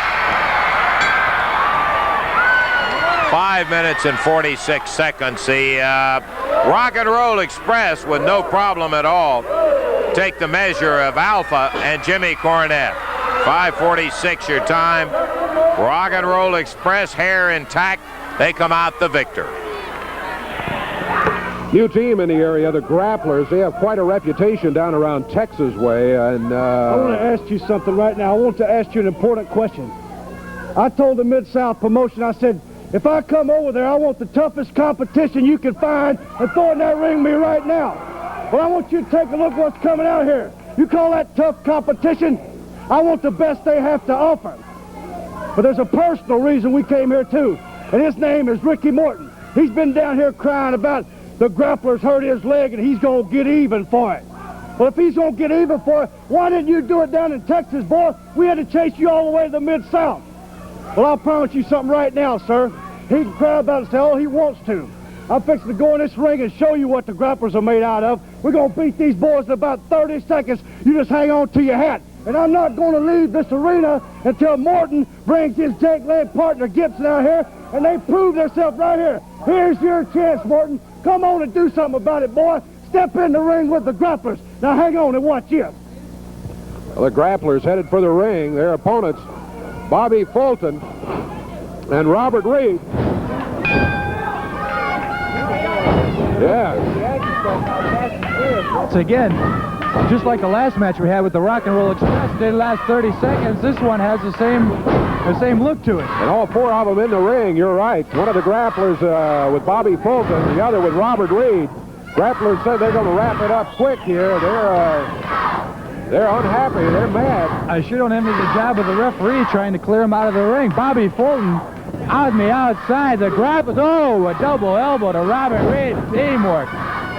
Fulton knocked to the floor once again. There it is. A 1, 2, 3. There goes Robert Reed. Onto the floor. Who are they yelling for? They're yelling for Rick Morton. They are the team that hurt Rick Morton's leg and had him out of action for some time, for several weeks. And they are in here now, and they say they're after Morton again. And one of the Grapplers in the interview said they were going to beat these guys in 30 seconds. It went 35. To assist Robert Reed. Yeah, it was Ken Laker, David Johnson. Grabbed them. Throwing them right into the ring. The referee, Jerry Calhoun. Is this another match? Neck breaker. One of the Grapplers to David Johnson. The action is fast and furious. Bobby Fulton and Robert Reed now leaving the area. To the second rope, one of the Grapplers across the knee. It's a knee across the throat. The Grapplers proceeding to beat another team. There you go, out of the ring again. Well, that's 4 wrestlers. That's right. That's 2 matches they've won here, if you want to look at it that way. The Grapplers are still yelling for the Rock and Roll Express, especially Rick Morton. Rick Morton and Robert Gibson, they want to say, here they come. Look out. Here it is. Look at the Express explode on the Grapplers. A series of right hands. They got the Grapplers down. They got them reeling. Look at them go. Reverses into the ropes. Ricky Morton. Up and over. Backdrop. What's he doing to his boat? One of the Grapplers tapping the boat. Kick. Morton down. Robert Gibson slugging it out in the corner. One of the Grapplers got Morton by the hair. A big right hand. Gibson in the corner again. Grappler number 2 turning the tide there. Oh my God, we got 3 matches. We had 3 tag teams. Look, oh, Ricky Morton in trouble. Robert Gibson in trouble. Outside the ring. There they go again. On the outside. They got Ricky's head cut open, Steve. It is. We can see it. Oh, Morton fires back. The grappler into the ring post. Outside. There goes Gibson. Another one of the grapplers on the outside of the ring. Look out. On the floor. Where's the promoter? The referee can't break it up. Toe to toe. Look at this action. Robert Gibson, they've already wrestled one time. Look at a series of rights. Look at them. They're rocking and rolling in the ring.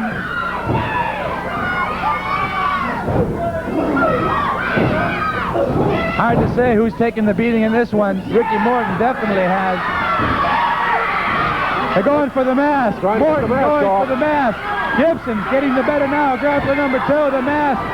Well, it looks like it's coming off. He's trying to get it off. Morton still bleeding. The promoter, Eddie Marlin's out here trying to get the mask off. David Johnson still sitting by the ringside. The grappler still, oh, a hasty retreat. Ricky Morton all the way back. Robert Gibson. Look out. Look out, look out. Still out here on the floor battling. The promoter's out here. The referee's out here. The wrestlers have come out. The Ricky Morton into the post. Here they come again. Here they come again. Look out for the chair. Steve, we're going to have to take a break. We'll be back in a moment.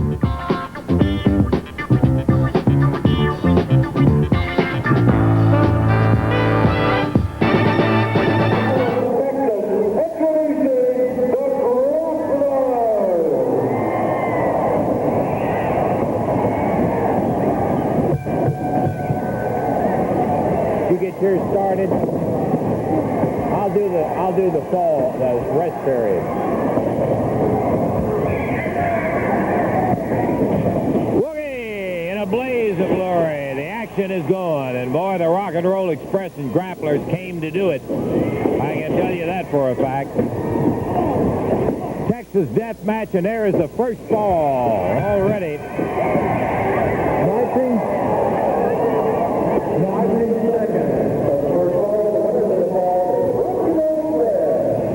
30-second rest period. Remind them. 30-second rest period.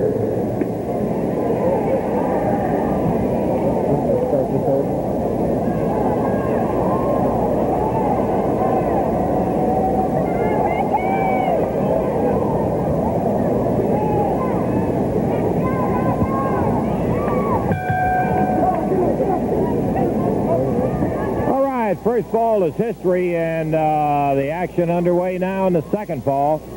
The grappler number 2, with the bell sounding, has a 10 count in order to answer it, and he takes another shot. Robert Gibson, Rick Morton against the grapplers in a Texas death match. Big drop kick, and Ricky got him down, and loving it. You can bet on that. Morton going back after him, but the falls don't mean a thing. Remember that. They do not mean anything. It is the one team where both men are ready to answer the bell after a 30-second rest period. Big drop kick.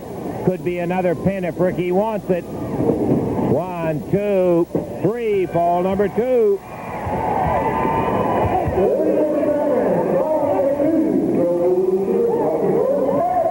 That's 2 falls to zip, just as a matter of scorekeeping for the Rock and Roll Express.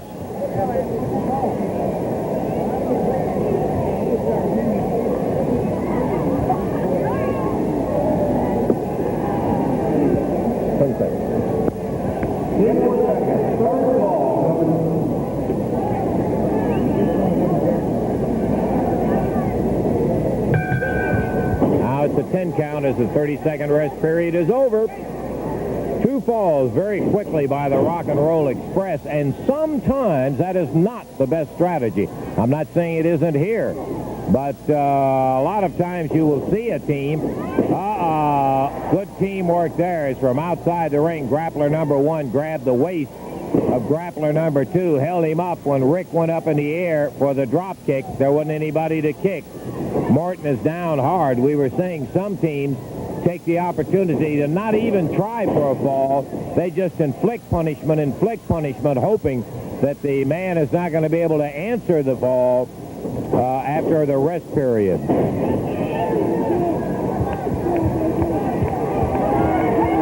Robert Gibson cheering his partner on, and Morton slammed down again.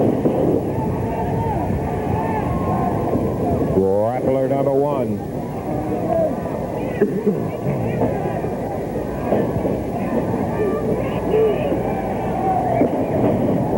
Ooh, and Morton really took an atomic knee that time. Crunched his spine when he slammed him down on it. Let's see what kind of strategy the grapplers use. They haven't tried for a pin as yet. The knee and Morton staggering along the ropes.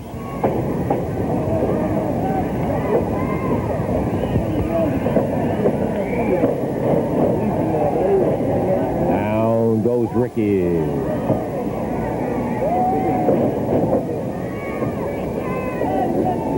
And still, the grapplers have not tried to go for a pin. Remembering that falls don't count. Here he goes. 2, and Rick kicks out. We're in the 3rd fall of action. Texas death match. Big elbow, and Morton really getting slammed around that ring now.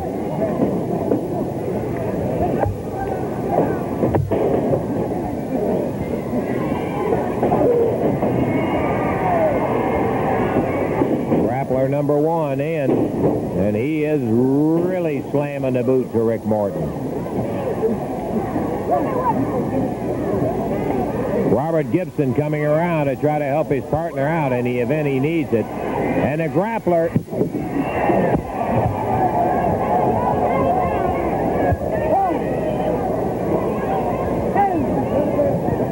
Morton slammed down on that concrete floor as the grappler really got on him. Robert Gibson over to protect his partner. Rock and Roll Express in the 3rd fall of action. There are 2 falls up, but again, that is only academic and something to talk about. It doesn't have anything to do with the outcome of it.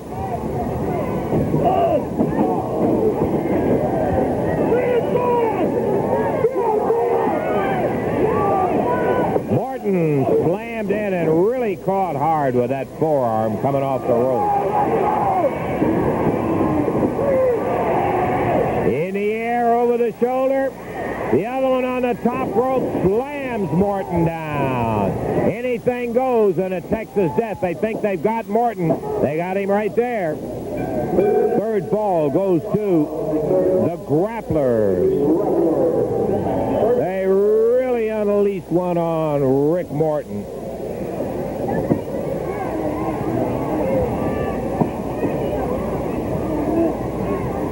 "15 seconds to go. 30-second total rest period. We're 5 seconds away from Morton having to get up in the air and get back on his feet. There it is. He's got to make it. The other grappler, while the referee's back was turned, jumped in there and kicked him right in the head. I don't know whether Morton's going to be able to get it or not. Robert trying to get him up, give him a little encouragement. Look at young Rick. He's really moving. Got himself up on his feet, slammed, and look at him come back, but he's down again. But not out of it. He just grabbed him, waist-locked him, slammed him down, and Morton fighting for his very life right here as the grapplers poured it to him. Woo, they really fired on that ear. Banged him hard. Morton.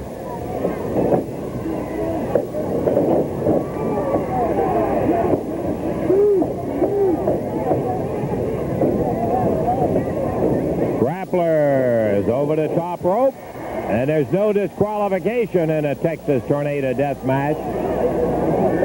That's why they didn't get him coming off the top rope. Anything goes. The only thing that stops it is when one man cannot continue. And on the concrete, a big body slam on Rick Morton. He scooped him, took him high in the air, and bounced him off the concrete. Morton will be hurting a long time after that one. Robert Gibson trying to help him up. And the referee says, get away, you can't help him.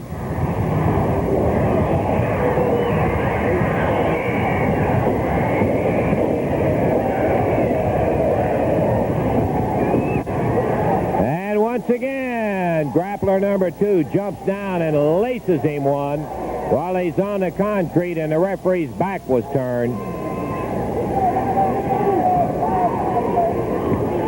Even if he's counted outside the ring, and it may not be bad strategy, he still has a 10 count after the rest period is over to get back in the ring. Over the top, big suplex. He really brought him in. That's going to be it. Count of 3. So the grapplers even it up in terms of falls. Rick now in the middle of a second rest period as the referee grabs a leg and says, get back. Paul Morton doing the best he can do with all this wild action of a Texas death match. 10 seconds to go, and Morton's got to answer a bell. He's been bounced twice, 3 times during this rest period. 2 seconds, 1, bang, and that's it. He's got to get up. Robert Gibson saying, come on, Ricky, get it up, get it up. And a count tolling away. He's on his feet, but leaning on the rope. And a grappler goes after him.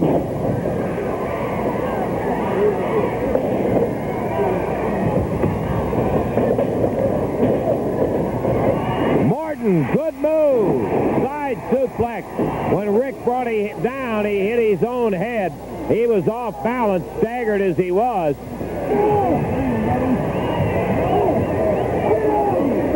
Rick trying to get that boot off.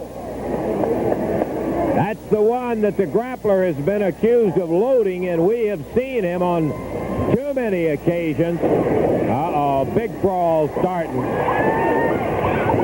We're in the middle of the 5th fall.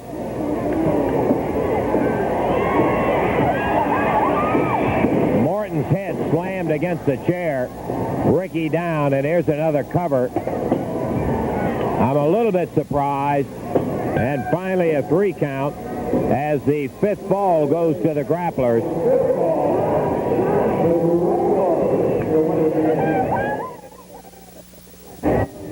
Ricky slammed into the chair. Really infuriated the grappler when he went after that boot, but Rick was just trying to prove something he's been saying all along, that so-called orthopedic boot is a lot of garbage. It's an offensive weapon for the grapplers. 5 seconds to go.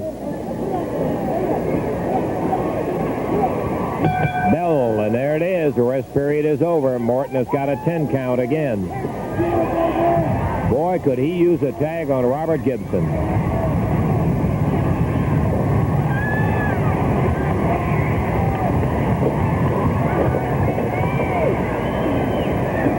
Rick's head slammed into the top turnbuckle. We're in fall number 6. Rick hammering away, but he's stopped short, but he whips on a reversal, and both the grappler and Morton down, and a count will go. We may get a bell here as neither one of them can get up.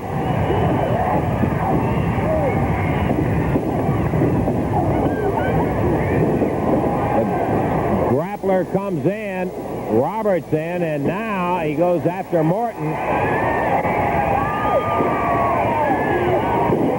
Robert really slammed him. Robert had a chain. Yep, I got to tell you, he had a chain. Put him down, and there's a count. Unless my eyes deceive me, Robert did in fact have a chain. I don't blame him. Ricky is still down, the grappler down. If the bell rings, it'll be the first one up, I believe. If it's past the 10 count.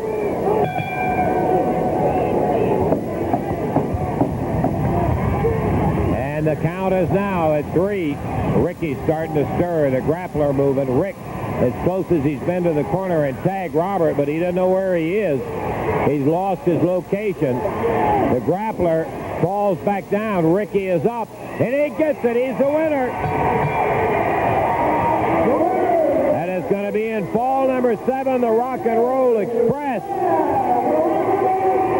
7th fall, the beginning of the 7th fall, and the Rock and Roll Express win it. The winning finish at 1 fall, 60-minute time limit. Paul Morton, the referee.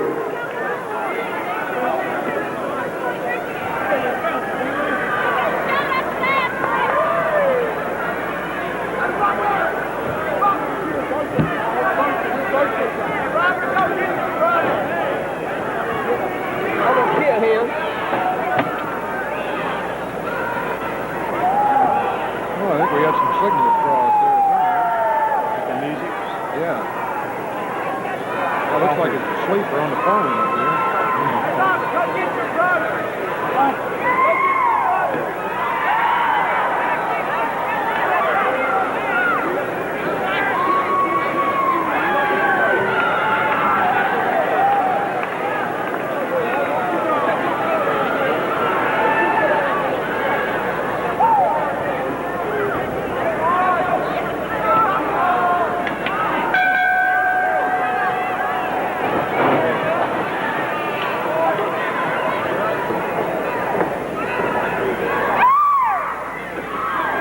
AWA Southern Tag Team titles on the line here as Rick Morton and Robert Gibson, the Rock and Roll Express, trying to take them away from the Bruise Brothers.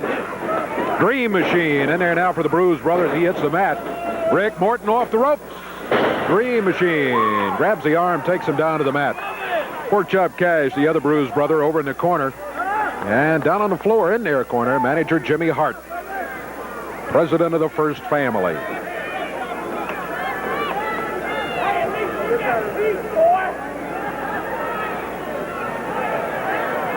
Dream Machine, Rick Morton, kind of stalking each other.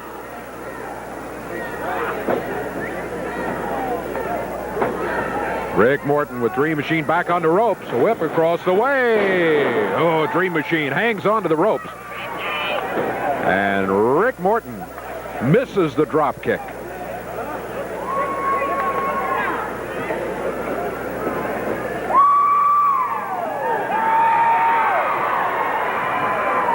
Dave Brown here at ringside with Randy Hales. Lance Russell taking the day off. He'll be back with us next week.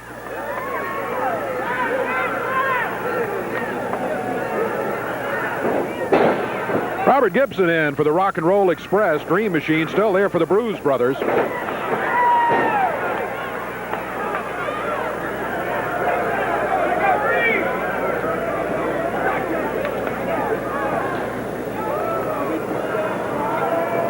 Gibson, Morton, quite a team since they formed the Rock and Roll Express just a few months ago.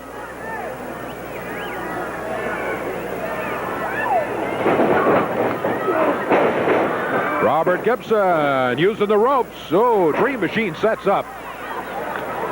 And Robert Gibson missed. He goes down to the mat. Dream Machine has made the tag. Pork Chop Cash misses. Robert Gibson back to the corner. The tag on Rick Morton. Rick Morton takes over against Pork Chop Cash. The cover by Rick Morton. Only a count of 1. Can't hold him.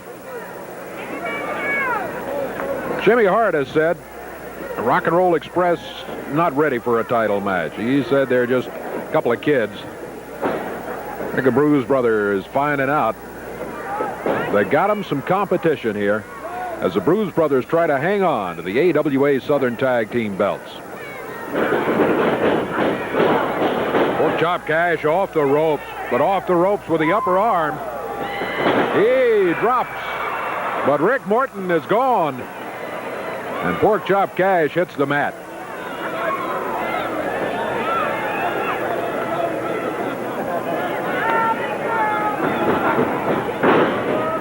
3 minutes, 15 seconds into the action.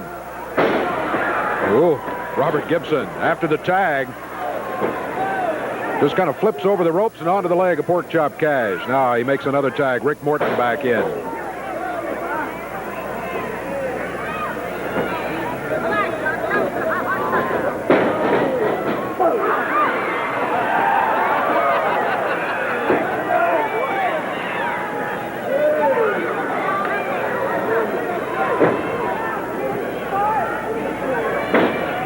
Now the Bruise Brothers. Whoa. Robert Gibson, after a tag, drops on the leg of Pork Chop Cash once again. Cash was looking to the corner for aid from the Dream Machine. Dream Machine started in there, but it ended up costing as it gave Robert an opportunity to come over that top rope.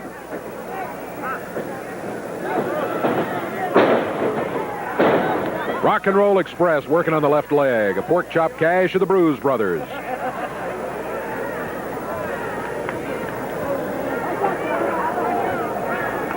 Morton and Gibson in a battle for the belts.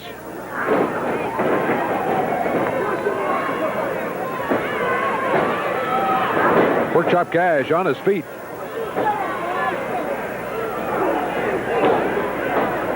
Rick Morton almost got him off his feet, but not quite. Pork Chop Cash puts him into the ropes. Rick Morton puts him down. Referee involved with the other Bruise brother over in the corner did not see the shoulders down until it was too late. Rick Morton has the shoulders of the Dream Machine down this time. Only a count of 1. That's all he could get.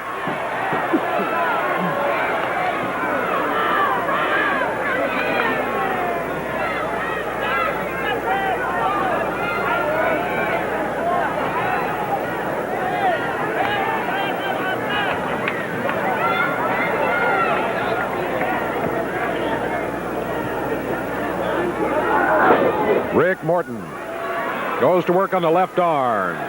Puts a twist on it, then bars the left arm of the Dream Machine.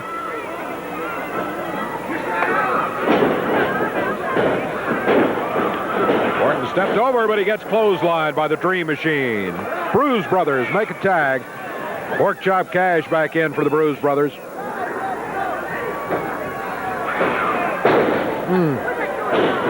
Dropped on the top rope.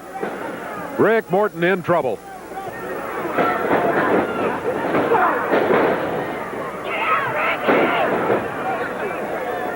Pork Chop Cash calling for the Dream Machine's boot.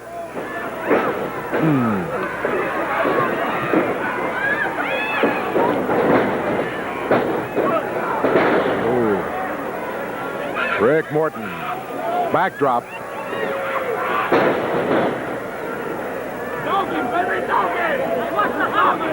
Dream Machine whips him into the ropes. Clotheslines him coming off of there again. Rick Morton really in trouble. Here comes Pork Chop Cash back in. Bruise Brothers pretty much in control of the action the last couple of minutes. And we are 7 minutes into this one.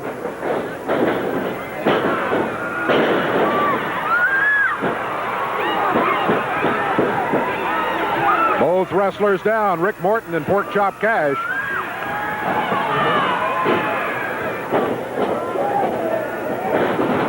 Dream Machine fires Morton into the ropes. Morton with a boot. Drops down but misses his Dream Machine. Had already moved before Rick Morton could get to him with the elbow in the upper arm. Morton holding his arm. Dream Machine off the ropes, and Rick Morton moves. Dream Machine bounces off the canvas. Now he bounces off the canvas again as Rick Morton dumped him over the back.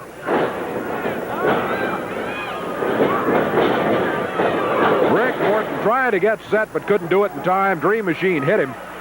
Both of them went to the mat, but the Dream Machine able to get the tag on Pork Chop Cash. 8 minutes gone in this one. AWA Southern Tag titles at stake. Pork Chop Cash had the cover. Robert Gibson able to break it up, assisting his partner Rick Morton. Right fist to the throat. Rick Morton returns the fist. Now the Bruise Brothers double team it in the corner again as the tag is made and the Dream Machine is back in.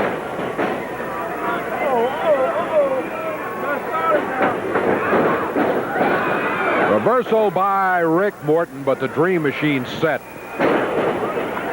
He used the knee. Rick Morton on the mat. Bruise Brothers make the tag.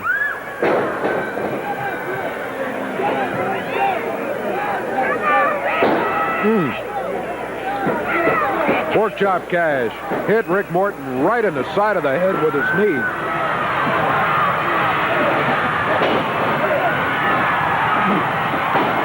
Rick Morton gets the tag. Robert Gibson going to work on both the Bruise Brothers. He runs them together in the corner.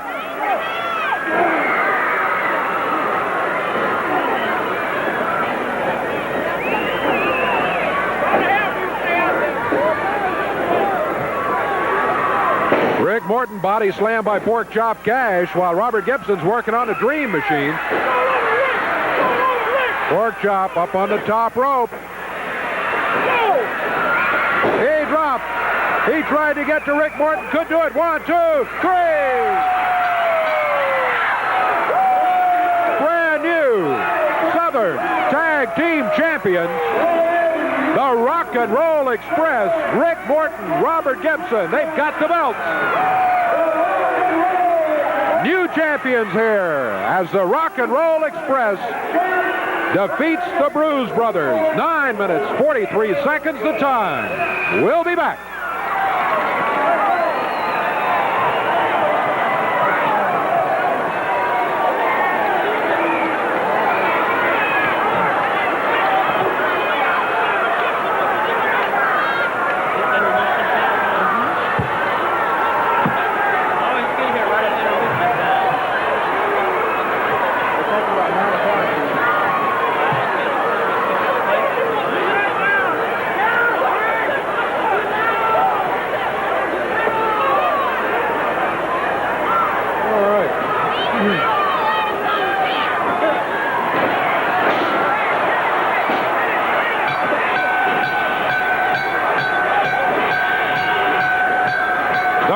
Brothers and Jimmy Hart have jumped referee Paul Morton.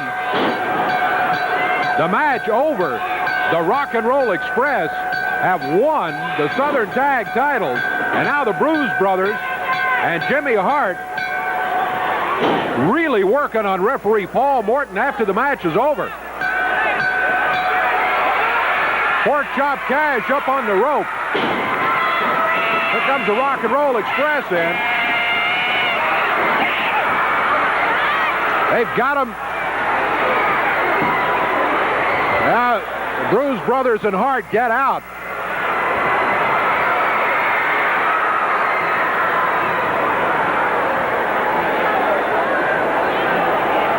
Referee Paul Morton left lying in the ring here.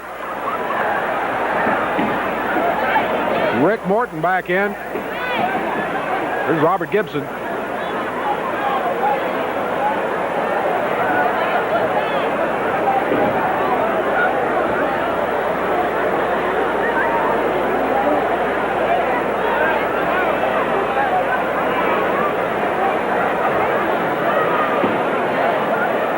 We're sitting here in the hospital room with referee Paul Morton, which a lot of people don't know, but a lot of the fans do know that Paul Morton, he's my father. And over the past couple of years, as long as I've been wrestling, you know, he's never, when I was in the ring, he never gave me nothing, brother. Everything that I got in that ring for, I had to work for, that was for anybody. He never gave us nothing, brother, but we won the titles. And after winning the titles, we were so excited, but we went running back to the dressing room, hollering at the fans, man, because, you know, it just gave us a thrill that we've been working for so long and so hard.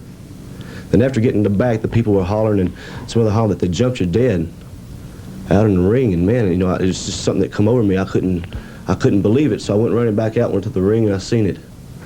It wasn't just the Bruise Brothers and Jimmy Hart that makes me want to get back at them. It's not even the titles. You could throw the titles out the window, brother, because that don't matter to us anymore. What matters to us is Troy Graham and you, Pork Chop Cash. It's what you done. What you done, you cracked my father 3 of his ribs, man. What do you want? I mean, what are you guys after? You crazy or something, brother? But I'm going to show you. You're going to see the new Rock and Roll Express, baby. Because we come out there, man, and we try to get along. We try to do everything. We try to go by the book. But you can throw the book out the window, baby. Because the Rock and Roll Express is coming back. And we're not going down, baby, because we got a lot on our mind. And I know the only way to get through the Masters is go through the dogs, brother. And we don't care. Bring them all one by one. But we're going to get you. Sooner or later, brother, we're going to get you. The Rock and Roll Express is going to be around for a long time. And so is my dad, baby, because he's got more guts and more pride in his little finger than you got in your whole body, Jack. And when we come back, when you meet us again, you're going to realize who is the best. And I'm talking about the Rock and Roll Express, baby.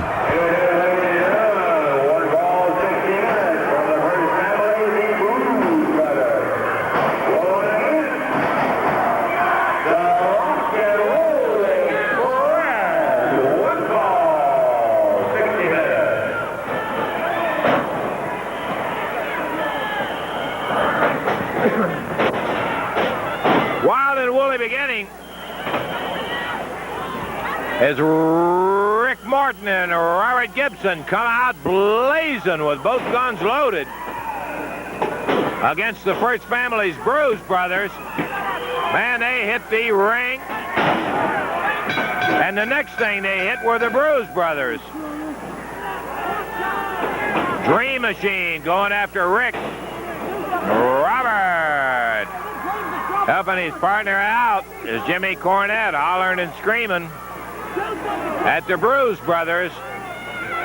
I think most of the fans know behind this particular match the fact that the Bruise Brothers jumped referee Paul Morton, who is Ricky's father, put him in the hospital and seemed to take great pride in it. Hart and the Bruise Brothers felt like it was their prerogative to do it because they thought the referee cheated them. Well, obviously, they sustained a fine and were suspended. The Bruise Brothers were. And the Rock and Roll Express begged Eddie Marlin, please, to let them have it. Keep the fine on them, but, brother, let them get back into the ring with it. Referee Jerry Calhoun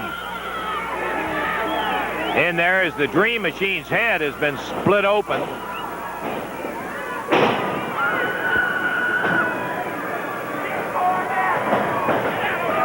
We're in the early part of a one-fall 60-minute time limit bout. As a matter of fact, a minute and a half in, and already the Rock and Roll Express have the Dream Machine busted open, bleeding.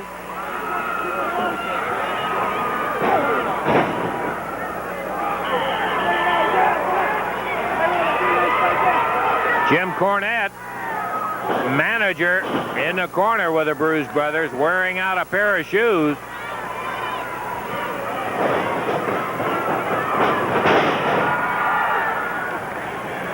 Woo! Boy, they got the Dream really busted open.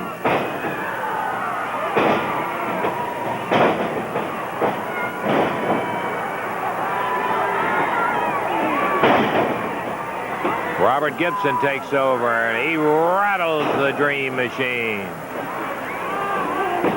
No question he's using fists, and he isn't even trying to pretend that he isn't using fists. He just wants some of them. Same way with Rick, whose dad's still in the hospital.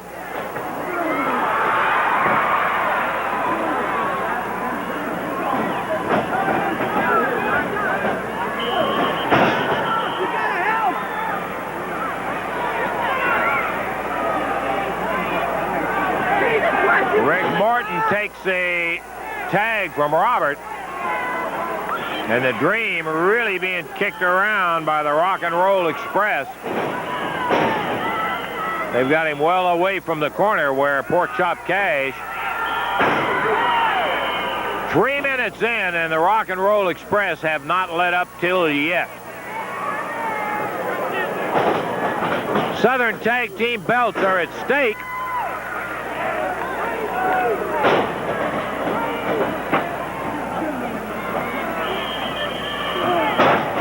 Rick and Roberts are showing no indications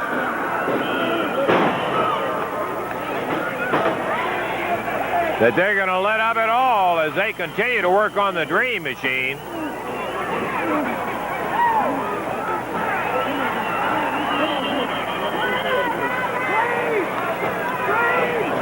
Tell. The match in the ring, the Bruise Brothers. Here's Eddie Marlin and the Rock and Roll Express. The Dream bleeding profusely. Rick Morton going after him with a small package, but the referee's trying to find out about getting the stuff outside the ring cleared up. Count of one. That's all they got. Oh, boy, the Dream Machine, really a mess where the Rock and Roll Express worked him over. Robert Gibson now getting back up. Once again, 1, 2. Count of 2 with Rick. Pork Chop Cash had that chain on his hand. Nailed Robert Gibson. Eddie Marlin and company, Coco and Dutch and everybody else, trying their best to get the Fabs out of there, and they did. Cornette, I think, is still down on the floor.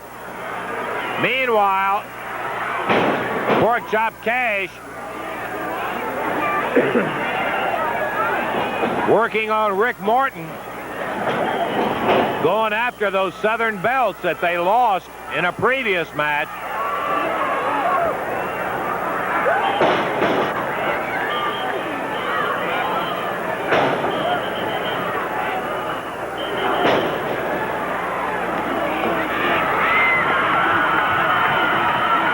Pork Chop slams Morton on the back of the neck.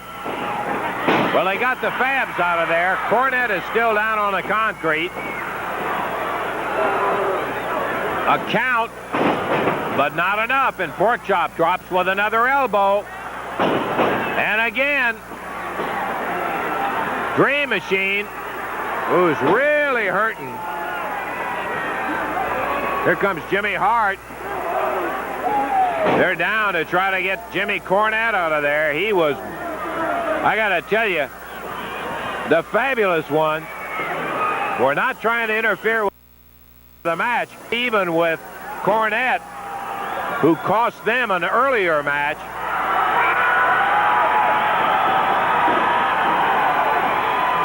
They're carrying Cornette out of there, so the Bruise Brothers will carry on without a manager.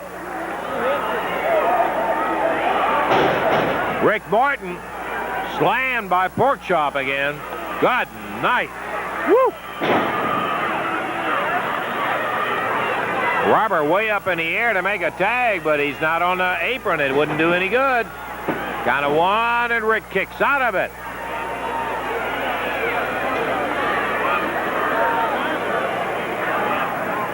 The distraction at ringside, I believe, while it certainly was not intentional by the Fabulous Ones,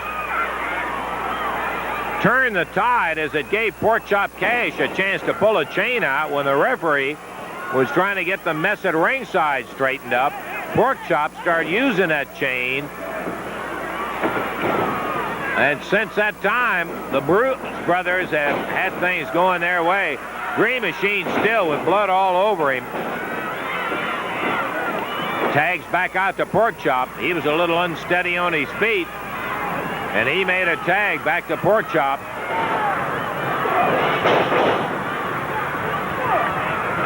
Chops with that big elbow puts Rick down on the mat.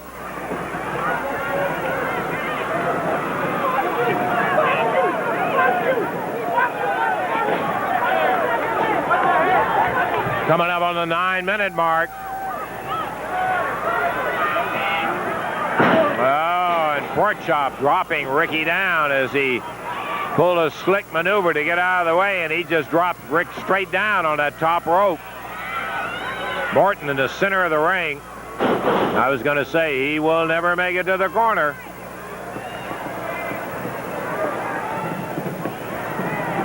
Ooh. Rick really being worked over by Pork Chop Cash. Morton slammed into the foot of the Dream Machine. And Dream is looking for anybody to get some revenge for what happened to him early in the bout. He is still a mess. Still not too steady on his feet as he staggers around the ring. But he is going after Rick Morton. There's a tag on Pork Chop.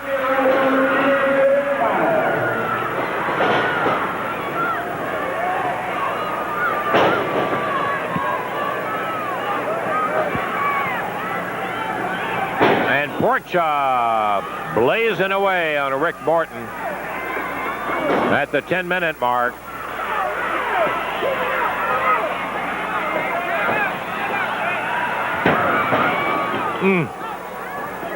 Dream snaps ahead of Rick Morton down over that top rope, and Pork Chop follows it up.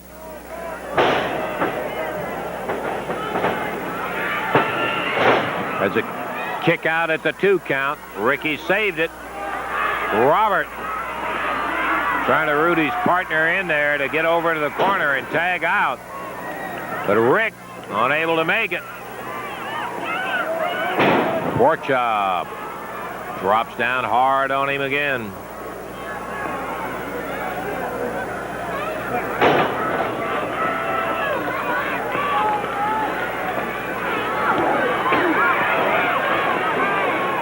Rick snaps back with a hard right hand. Dream Machine comes in. Here comes Robert Gibson in. Puts the chops down, but Ricky still couldn't get to the corner to tag Robert. Dream kicking away at Morton, and he's run back to the corner by the referee. Rick trying to dive in there and tag Robert, but Chops catches him right in midair.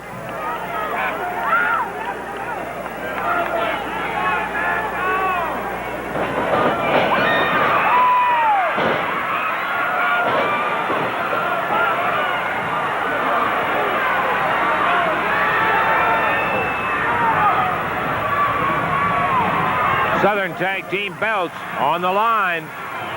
And they're a little wobbly as Rick Morton has taken quite a pounding.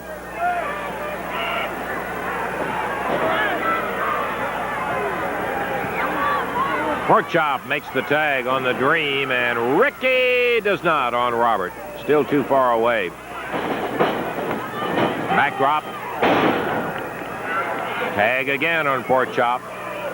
And the Dream, who took an early beating from both of the Rock and Roll Express. Wow! Chops comes sailing off that second rope. And just barely got the right shoulder up, did Rick Morton. Robert was down in tagging range, but he wasn't in the corner.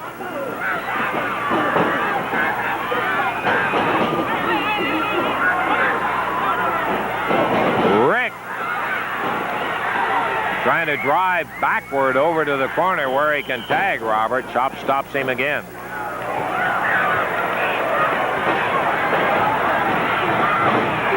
Gibson put down on the floor and comes rolling back up to give the referee some trouble. And while that was happening, the Dream Machine drops down hard on Rick Morton.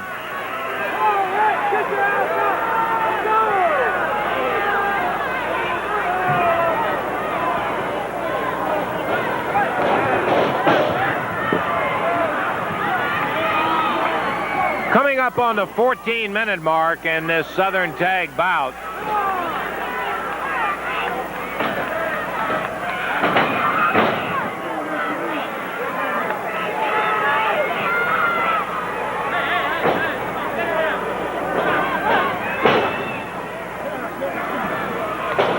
Dream Machine takes over from Pork Chop Cash.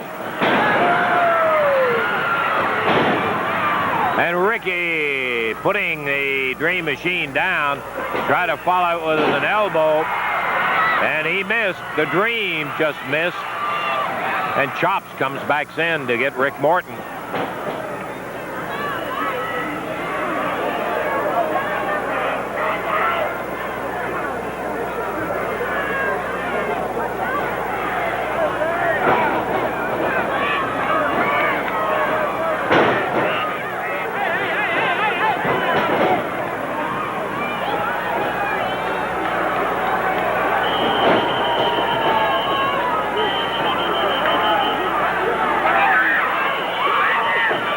Here comes Jimmy Hart back out at ringside. He had come out early with some of the first family to get Cornette out.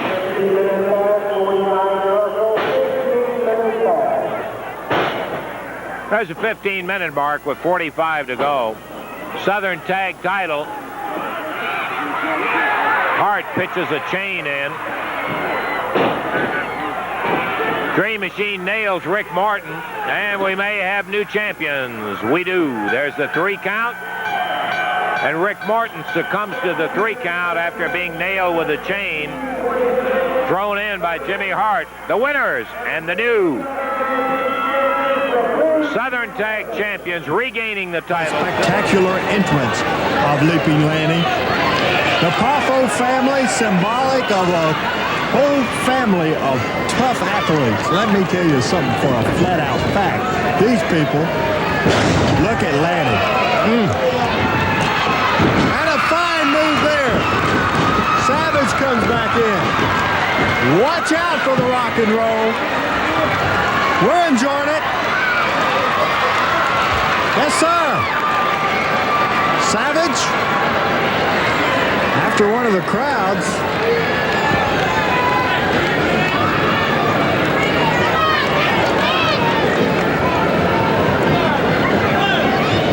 The referee starts the count.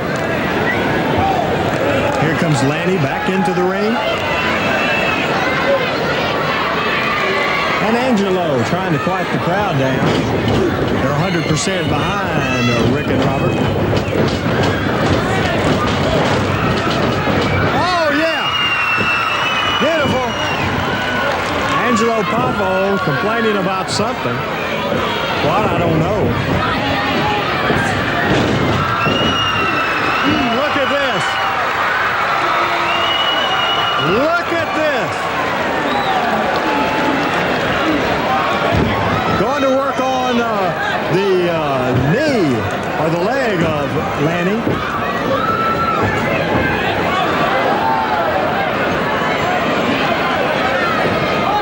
Tag out. Robert comes across the leg from the top rope. Use the rope as leverage, and look at those moves. They go after Randy. Mixing both of them. Angelo better watch out or he'll be put down. Randy Savage leaps into the ring.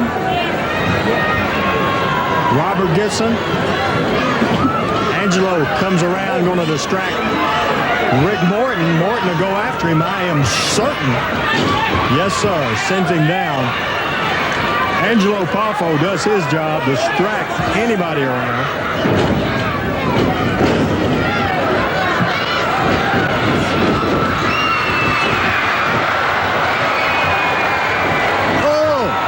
Oh my goodness.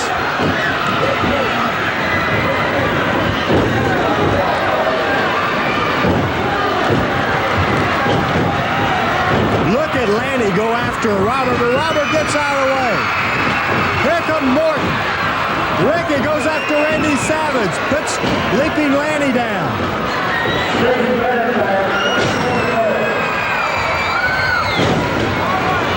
Savage is reversed out of the ring. Look out. Angelo sends him in and kicking him at the 6.5-minute mark. The Savage and Pavos getting vicious. They are getting vicious. Big right hand to Morton. Fires him back in the ring.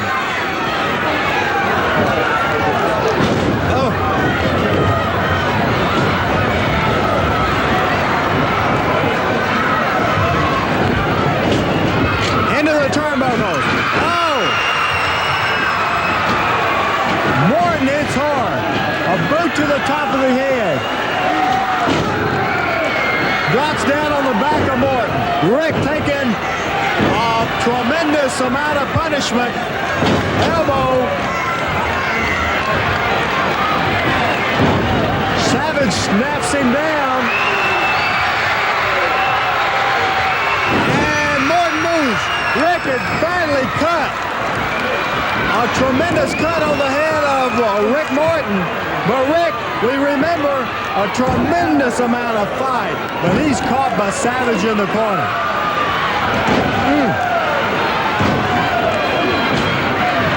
Rick with the right hand. But Leaping Lanny with the boot to the midsection.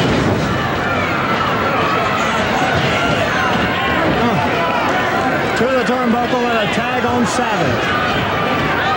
Lanny holding the tights as Randy Savage hurls him out. Oh, this is just move by Savage. Oh my goodness.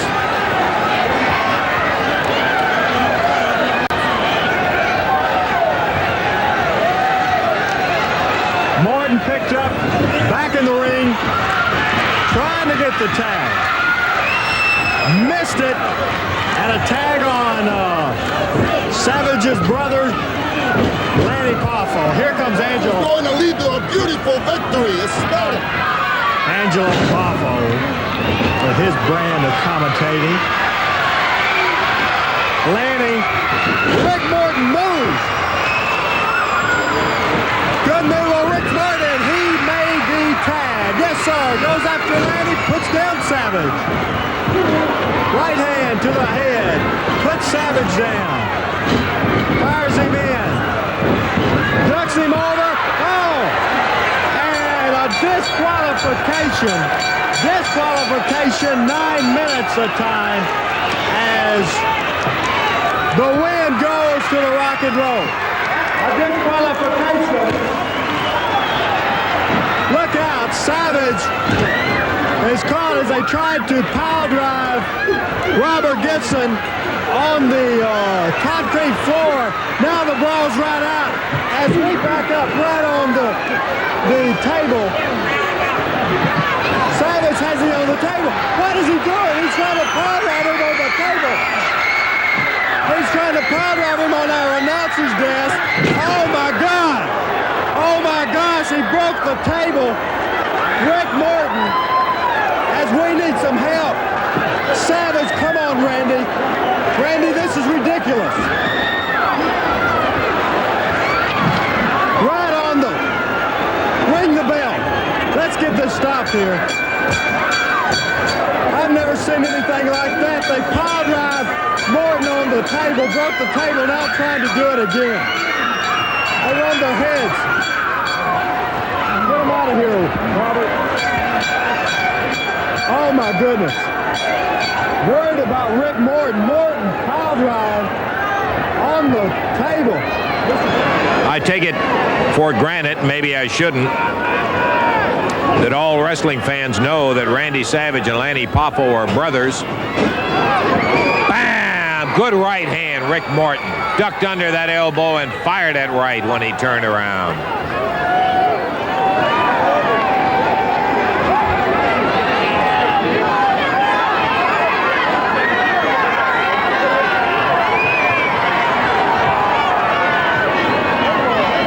Referee Jerry Calhoun saying, let's keep the fist open. Doubt if there's any hope of that. Too many bad feelings between these two teams.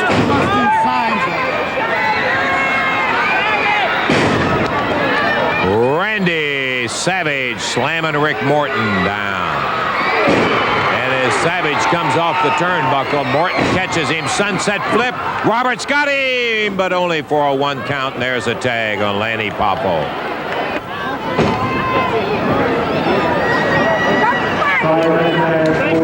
Lanny misses the right hand. Robert ducks under and out. As Rick Morton was shaking the ropes to get Randy Savage off of him. He is all over the place. Entirely different personalities, Savage and his brother, Sir Lanny Pavo. Lanny will wax eloquent. Randy Savage will do some of the most bizarre things you've ever seen.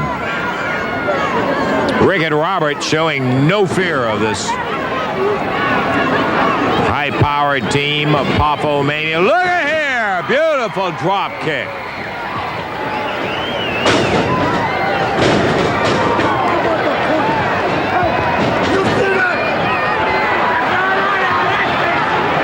Lanny Pavo hanging up.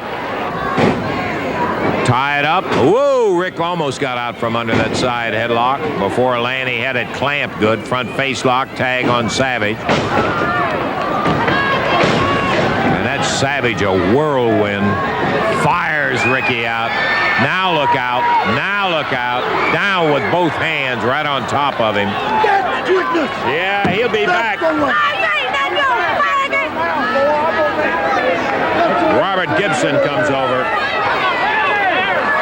Beautifully executed move. Yeah, Angelo. It was beautifully executed. Rick Morton still down on his knees, and Lanny pops him with a foot. Robert Gibson, but from behind, Randy Savage being chased by Robert.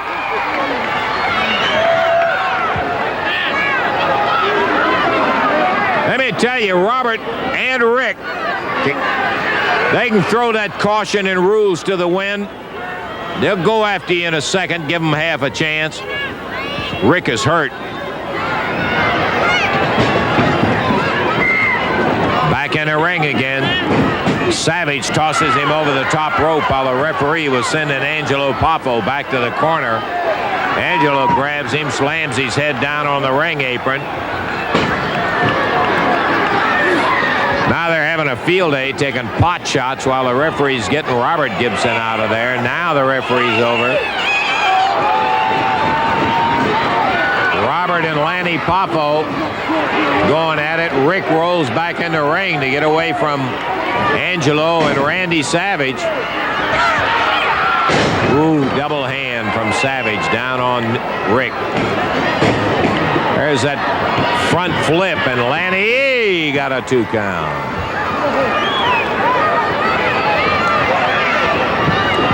Nine minutes, 5 seconds into a 45-minute time limit match. Chokehold from Lanny.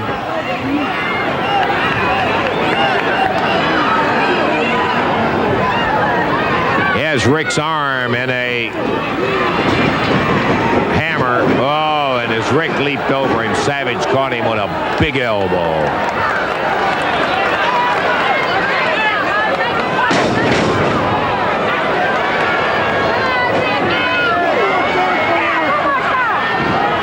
Rick Morton down. Savage taking advantage of it. Slams him with that right hand as the referee was warning. Didn't do any good. Tags Lanny Pavo, grabs a leg to keep Rick from getting to Robert. Ooh, and as Robert was leaning in, Lanny across that ring in a second. Nailed him with a foot to the midsection. Robert coming in after him, caught by the referee. And Lanny Pavo pounds with an elbow on Rick. Tag.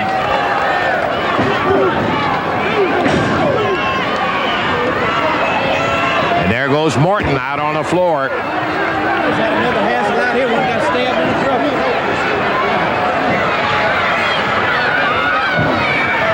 So Rick Morton caught in the Pavo corner. And he is having his clock wound by all three of them. Going for a pile driver, which will be a disqualification, but Rick doesn't want to see any more of that. Over the top rope, down on the back.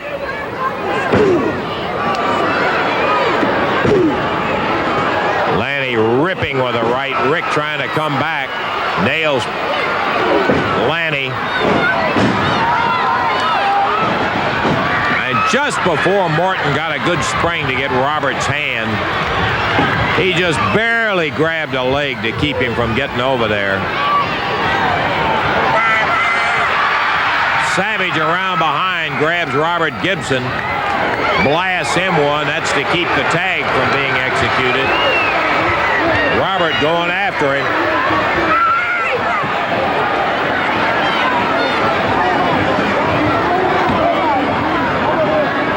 "11 and a half minutes, and Rick Morton out on the floor again.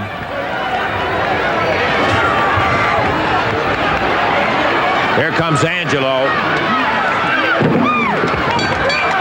Ricky dumped over the table. Savage going after him. Lifts him up, but Rick, whoa, backflipped him over on the table. Savage slammed down as Rick Morton backflipped him out of the pile driver.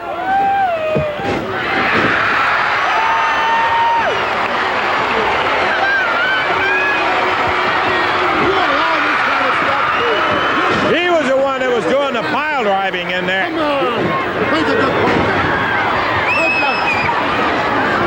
Randy Savage fired into it.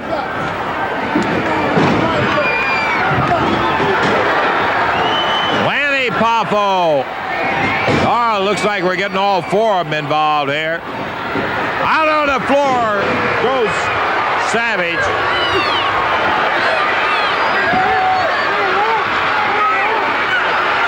Robert with a pin on Lanny, but the referee is out here with Rick and Savage. Angelo Pavo gets in there.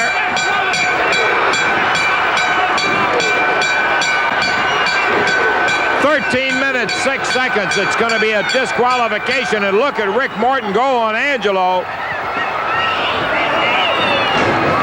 Now the whole Pavo family was jumping on Rick, but Angelo comes out of there where Rick had been beaten on him with a boot. Disqualification in 13:06. The winners will be...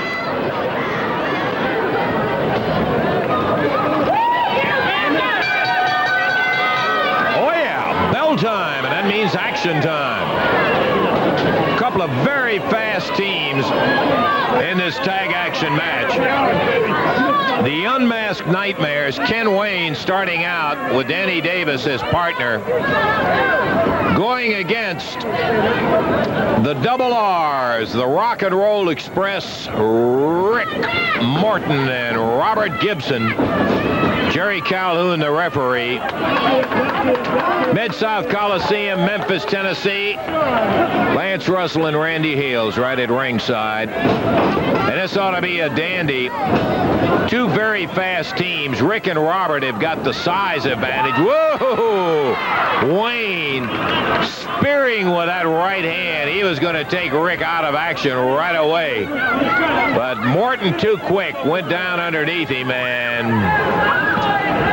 Ken Wayne was swinging at nothing but air.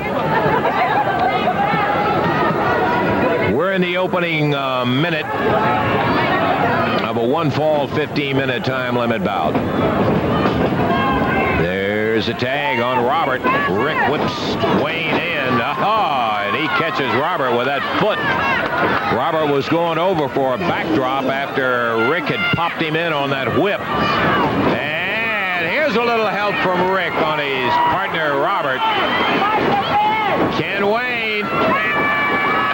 He was signaling to Danny, but they couldn't pull it off the way the Rock and Roll Express did. And the Nightmares. Whoa! And Robert, a big long drop kick. Look at this. Robert right in behind with a second monkey flip. And the Rock and Roll Express really going to town on the Nightmares. Jimmy Hart pulling his hair at ringside. Davis out on the floor. Ken Wayne out on the floor. Referee giving a little sermon to Rick and Robert about their double teaming. I figure the only thing they did was beat the Nightmares to the double teaming, Randy. That's true. Don't you love this? Quickest team in professional wrestling, don't you think? Two quick teams. I love it. Yeah, this is excellent action. No question about that. And the audience really getting into the action we've had as Danny Davis trying to slow that momentum down. Takes a little time getting back in the ring. Facing off with Rick Morton. Slams him with a right hand. A second and a third one. And the referee on him all the time. Whips Morton across. Look at this. Oh, beauty. What a quick move. Nice. Ken Wayne treated to the same kind of action. Oh, boy, look at here. Man, oh, man, the Rock and Roll Express, as if to punctuate what Randy had just said about being the quickest team in wrestling, they added some very classy action to it. Wayne and Davis having a powwow with Hart at ringside. A little better than 3.5 minutes in. I think the crowd has got to say, yeah, boy, our favorites are the Rock and Roll Express, and they have really looked good against the Nightmares. Don't count Wayne and Davis out, though. They've got 5 years tag experience together. Hey, you want to go back smoking your marijuana? And to the corner, Robert now goes with a press on Ken Wayne, who kicks him loose, and out on the floor goes Robert. Danny Davis picking Robert up, slams him down. Rick Morton run out of there by the referee. Pretty classy move by Wayne over in the corner to get away from Robert. Well, we've got them all four in there for a brief moment. Davis working on the leg of Robert Gibson. Tag. Here comes Ken Wayne. And the Nightmares right at that knee joint, slamming down hard on Robert Gibson. Right on it. 5 minutes past, 10 minutes remaining, 5 past. And as he was going to the corner to tag Rick, Davis interrupted him, pulled him off the tag, and has him back with that knee in trouble. He bars that leg right at the knee where he can lean back, push in with his right hand, and he's kicked out of it. Davis catches him. Good move. Turns him into a Boston Crab. He doesn't have it set yet, but Ken Wayne's helping him out. Robert, who has got a lot of leverage with that height of his.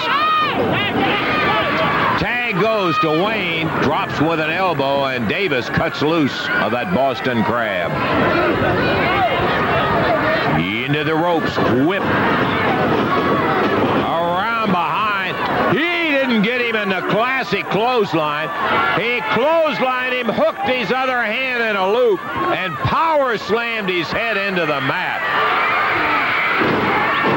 Double chop coming down as Davis double-handed Robert Gibson. Gibson whipped across the ring. Sunset flip. Look at Davis, but the referee getting Wayne out. Doesn't have him out for long.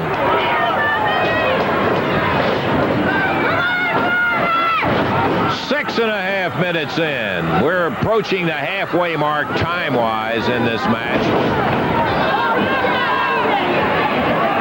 Ken Wayne still shaking his head where he head-butted Gibson right in the face. Scoops him up, slams him down. Wayne getting a little speed up, drives down with that head, and Robert rolling toward the corner. Oh, boy. He didn't know how close he was to Rick Morton. A couple of more rolls, and he'd have been right in the corner for a tag. Davis takes over. Robert trying to fight his way back. Smacks Davis with a good solid right hand. Oh, and as he comes in with a double chop, he raised the knee, but Ken Wayne caught him from behind, and there's a tag out to Ken Wayne. Both teams seem to be primed for this bout today, Randy. That's right. They met before, Lance. Robert comes up. He makes the tag. That's what he needed. Rick Morton coming in with the Nightmares. He's fresh. Ricky, a good drop kick. Right over on Wayne, and Robert up off the floor, swinging away. Kane from Hart nails Rick Morton right in the back of the head. Nightmares. Davis, backbreaker. He's got Morton. Ken Wayne going to come off, and he misses him. Morton covers. The referee, 1, 2, 3, tag. That's it. 8 minutes, 19 seconds. Very classy finish with Rick Morton getting out of the way as Ken Wayne was going to put him away. Rolling right into a pin position. The referee counted